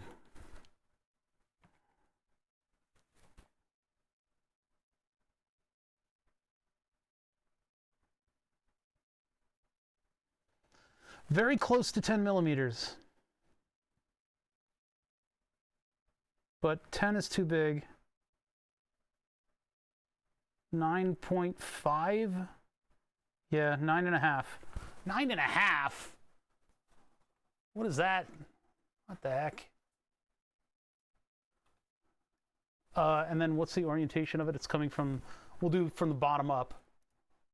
And then let's do a construction line. And then the very embarrassing number, 9.5 over 2, 4.75.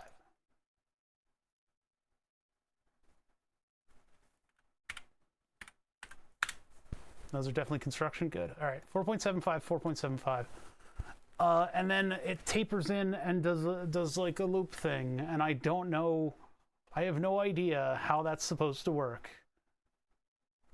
Put my flashlight away.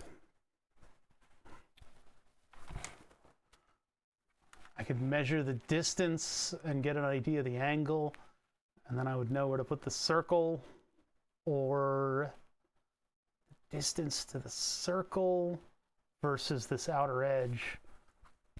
And then the radius would be a certain distance. I mean, I can make this so that it can generate itself.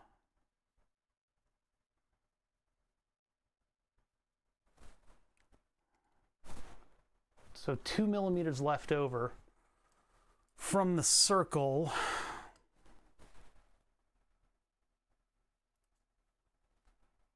See if we can do this in kind of a fun way. Hold on a second. If I come in from here and I go 2 millimeters,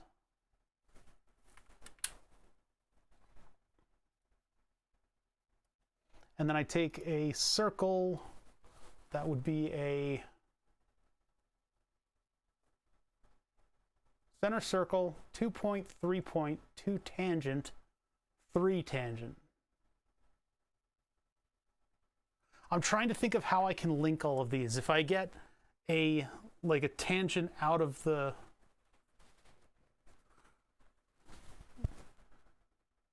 Never seen that before. I've just been sending a second message to push it to the API. That's such a weird workaround. Why are you like this? I'm seeing if I can tie these geometries into themselves. Like if I do a line that isn't locked to an angle or a distance here, and I do another one here, or mirror image the first one. No, but this one's going to lock it in. So if I do that and then I give it a circle,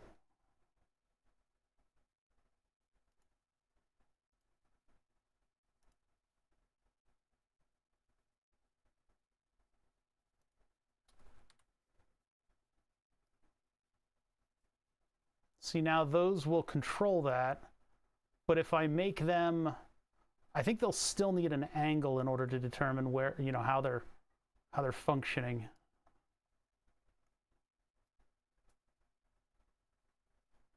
I need the angles of these to be equal.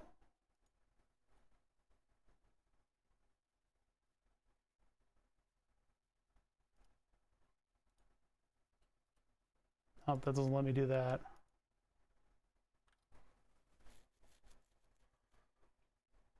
Equal.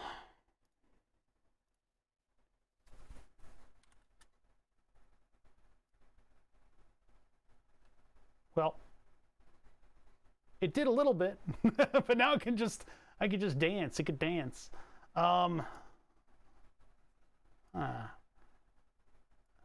What if I made,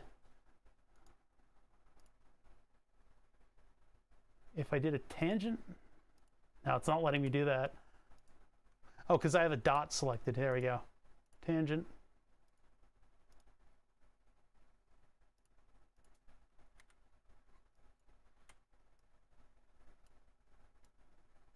Yeah, now I can't move anything. Oh, except that.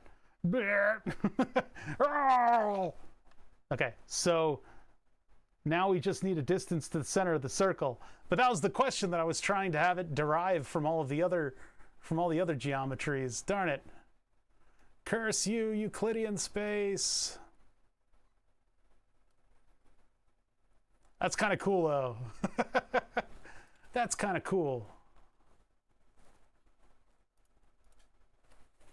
So what's the other number that I would need? Actually, the distance to that point? No, that's not going to constrain it, though.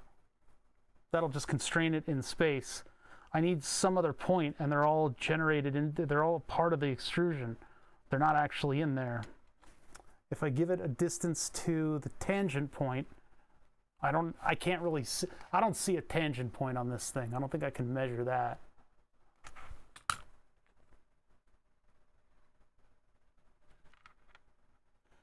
It is just a little bit wider than the 4mm, so I wonder if maybe it's like 6 or something like that. But that's a very difficult measurement. I guess if I take the smallest measurement I can on the circle, that would be the radius, but that's not a very good measurement of radius. I don't have anything where I can put something up against it.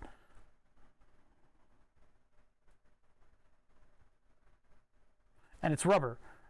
It's like, this is a combination of all of the most cursed stuff that I could possibly measure. Like, to compound it all, it's rubber.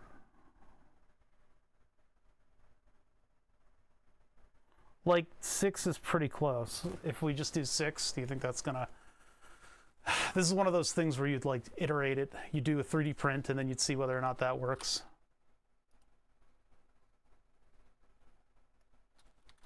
What is D? Distance.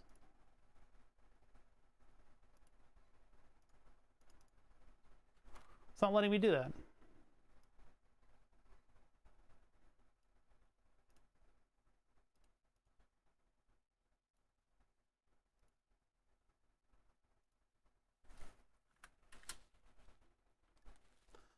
I mean, I guess that looks like what it is. Why are we still not locked down? What's still missing here? I don't think anything else is moving. I think the CAD program just doesn't understand that it is in fact locked down, because that tangent point's not going anywhere. That's not moving. Clicking and dragging lets me kind of run it through. That just moves the measurement. Yeah, nobody's free floating. So technically I think this should be locked down, but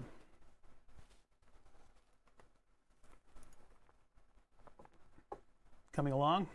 Man, that's looking really shiny. A little too shiny. So finish that, and then we'll extrude that. Oops.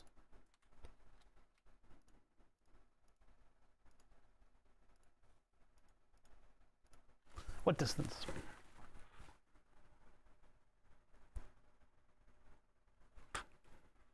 Turn them off. 2mm.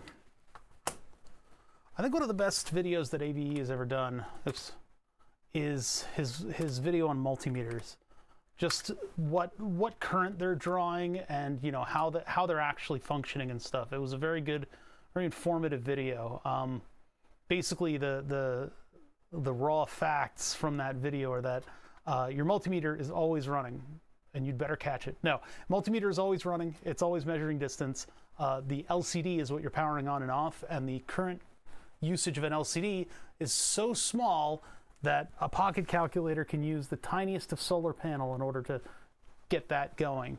So it's really not that big of a deal if you leave your calipers on or off. This is not saving a significant amount of current. 3 holes from the middle.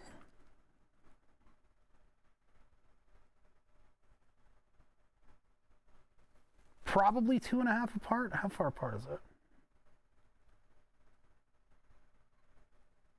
Yeah, I think that's 2.5. Actually, wait a minute. I have my doubts. I think they're 2 millimeter apart. 2 millimeter apart, and then the wire is 1 millimeter. Yeah, 1 millimeter. So that's an easy enough one to do. We'll go back to the original sketch. I'll do a construction line up the center, bifurcate the MF all the way to there, and then we'll take 1 millimeter construction, or non-construction circles from the middle, 1, and then a construction for 2.5, 2.5 on the clock.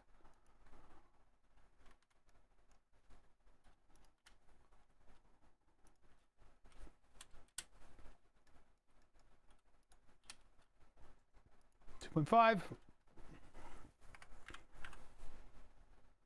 Lock that in.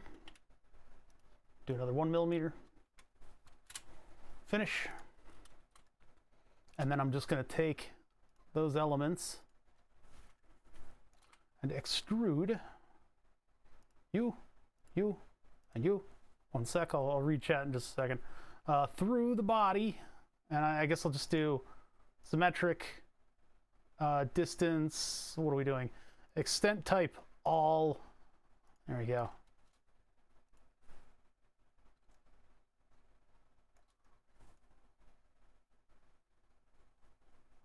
Don't double send the message, but it does take one message, oops, to push it through the API. You're not going to see it on screen. Twitch is messed up right now. It takes 2 messages to push a message through the API, but don't double send.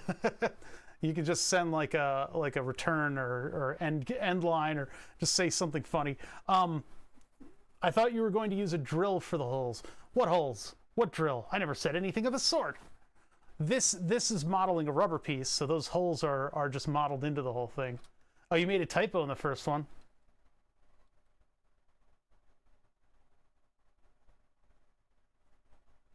Oh, man, I didn't catch that. So you were doing okay. I wasn't gonna catch that one. Let's put like a subtle softness on all of these lines, because that's what we got on the real part. Everything's gonna get just a little tiny bit of a. Well, actually, should I do that? Because that'll be torture for actually designing what this thing fits into. If I'm going to use this as a tool in order to machine away stuff that it's going to be plugging into, it's going to be kind of annoying if I chamfer everything to within an inch of its life and make it actually look like the real part. I'm just going to do the appearance menu and make it blue. Good enough. That's more of a purple than a blue, though. At least to my colorblind.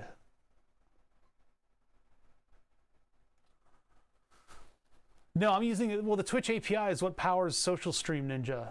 Actually, it's wait a minute, but Social Stream Ninja is going off of popped out chats. So is that lagging one behind because Chrome did something to the memory of the chat? That might have been what happened. That might have been the problem.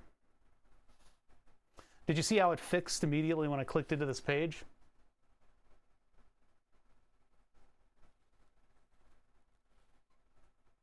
No, it's from clicking onto this, not from refreshing Social Stream. Yeah. All right, so now we know if that happens again. Weird, huh?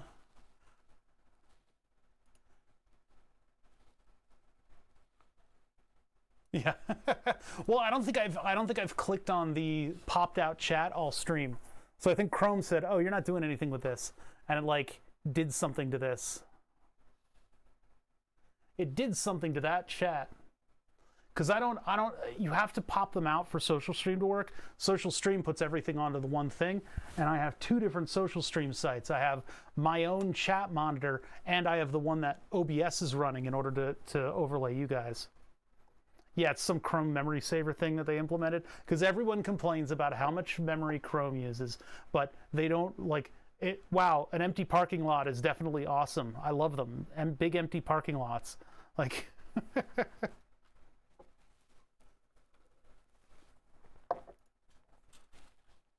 Bonk. Printing, printing, printing. This thing still has quite some time left on it, right? Where is my Octoprint window? Where have you gone? There it is. Oh yeah, we've still got an hour left on this thing, it seems. Well, 45 minutes is what my special print update thing is saying, so. All right, so that said, we can go into the main model. And I guess I can place this part and try to get an idea of where I'm going to put it. Wherever it goes, the motor controller is going to go. So that's there. And then we have this here. And then I need to somehow place that wire thing, that filthy wire thing, and then have that be in conjunction with the motor controller. I don't know. I don't know. I think maybe we just print this and we figure out how this does, this piece here, and I attach that to the printer and everything. Now, that said, that means that I'm out of stuff to do for today, and it's almost 4 o'clock. What did you do? You messed up a mustache trim? Oh no. I have to do that soon. I got to schedule a haircut. That's something that I should be doing tomorrow, but I guess we're going shopping. We're going to Harbor Freight tomorrow. I haven't been to Harbor Freight in years. See what kind of stuff they got there that'll kill you. I have like a bump on the bottom of my wrist. It's been there for years and I don't know what it is. Yeah, we're doing the Harbor Freight run tomorrow. Should leave it to the pros. That's what I think OctoJ goes to a place to have his trim done. I do my own, but I don't, you know, I let somebody else cut my hair, but I do my own beard. I don't know what this is. Is it like something like an ancient splinter? Or is it just, I have a tendency to have like a little dot of skin right under this part of my hand, and I always feel it hit stuff. I never know what it is. Keeps coming back. I don't know if it's a thing that's embedded in my hand for some reason, or if I'm just gonna pull off like a skin tag again. I don't think it's a skin tag either. Sorry, I'm doing surgery on stream. You guys look at this while I do this. It's so annoying because when I put, it could be a callus from the part of my hand that rubs on the ground when I use the mouse. I don't use the mouse with like the cup for your hand, but I see, I'm like looking at splinters in this thing. I'm not going to do surgery on stream. I've already subjected you guys to diabetes stuff today.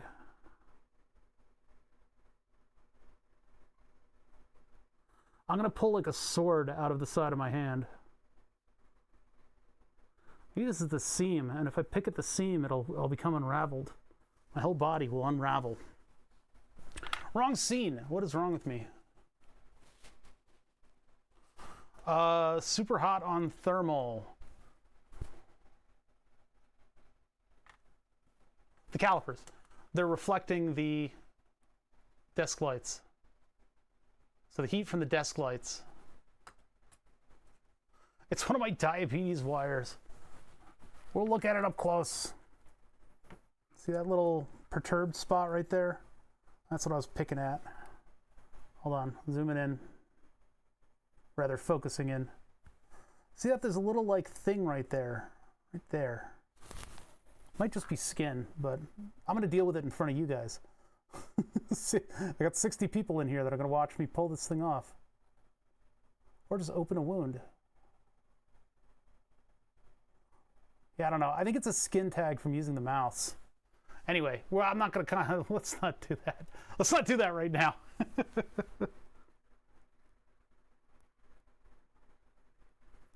I use the Microsoft style mouse so that that specific part of my hand is actually against the desk when I move the mouse around. So if there are similar spots anywhere else on my body, I don't feel them. The combination of a little bit of a callus and yeah. A point on the heel of the hand. It's like such a little dot that I don't really know what the hell it is. Yeah, it's so weird. All right, I think we don't have much to do unless I start a different project. Figuring out where to put that little strain relief, because this thing will move up and down on these wires, right? Like I can put this at any distance. I may have to redo the plug to make it a little bit less long. I mean, that's a huge amount of distance there. But figuring out where to put that thing would probably be better suited for when I have the whole thing made. Because I guess I can do like a, I don't know. I don't actually know where I'm going to put it. So I'll have to figure that out. Because that's where the controller goes. So if I put it all the way up here, I mean, I guess that's a decent enough space. Got to keep these wires from tapping against stuff, because that would be very annoying. And then I put the motor controller here. Maybe. Yeah. So those are decisions that I'm going to have to make. I'm kind of deferring any thought task to tomorrow. I guess I'm going to be uploading video tomorrow when I'm not moving a safe into the basement here. And then, yeah, on Thursday, we'll come back. I can show the progress from the fan and whether or not I have made the decision to just tape the controller onto the side of it. We can either work on wiring the fan and getting it working with the printer, or we'll jump to something else. And it depends on sort of the way the wind blows that day. I got a couple of different things on my plate. I've gone over them before, but we got to do a little bit more reverse engineering with Dave's 303. I've got one chip coming in that we can try to replace, but I don't think it's going to have any effect on the rest of the module. I have VCOs that need tuning. The RC car, I kind of want to declare this done. I think I'm going to race it around a little bit because I've got a little bit of sunlight left today, and I'll see how it performs. But other than that, I'm going to stop tweaking this for a little bit. I've been a little bit too much of an influencer with this thing. Everybody's starting to pull out RC car projects. So, I mean, check out my Discord if you want to talk about them, because I would love to see the RC10B3 that somebody pulled out earlier and stuff like that. I can't get video of this because my neighborhood is fairly unique for this area, and if I get a video of my neighborhood, people are going to be like, I know that tree, and then they'll dox me, and then they'll come over and they'll just beat me up. So I don't want to get beat up. But we have a lot to do, and I guess we will get to it. And yeah, you guys go out and do your own projects. Have fun. Maybe you learn something here that you can apply to the rest of your endeavors. Do evil. Is anyone else streaming? No, there's absolutely nobody else is streaming. And actually, we don't trust the API today, right? What is Robert doing? Robert's doing the engineer again, and I feel like I need to be playing that game as well. That's, damn you. He made me feel bad that I haven't played that game on stream yet. But we'll get there. Okay, yeah, so we're going to stop here. What are these emotes? You know, YouTube can try, but they'll never touch Twitch's emote game. It's fine. Oh man, the chat weirdness was caused by me. I didn't focus the window, and so I think Chrome decided that it didn't want to use all the resources. I'm seeing myself on every single one of my monitors. How vain. Here's the end card with all my Discord information. If you guys want to talk RC cars, that's where I'm gonna be.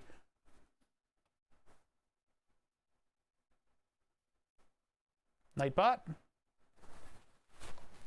Nightbot. Oh, there it is. There's all the information. Bada bing. There you go. There's also a VOD channel, and I don't know if we got that on there. No, we didn't. There's here VOD. That's what I've been working so hard. We're scheduled videos up to January 16th, and more to come. I'm going to keep uploading them. It's just I got to do chapters so that people can get through the incredible volume of content. It's still about 300 videos that I've got to upload. Actually, let's do a count right now while we're here.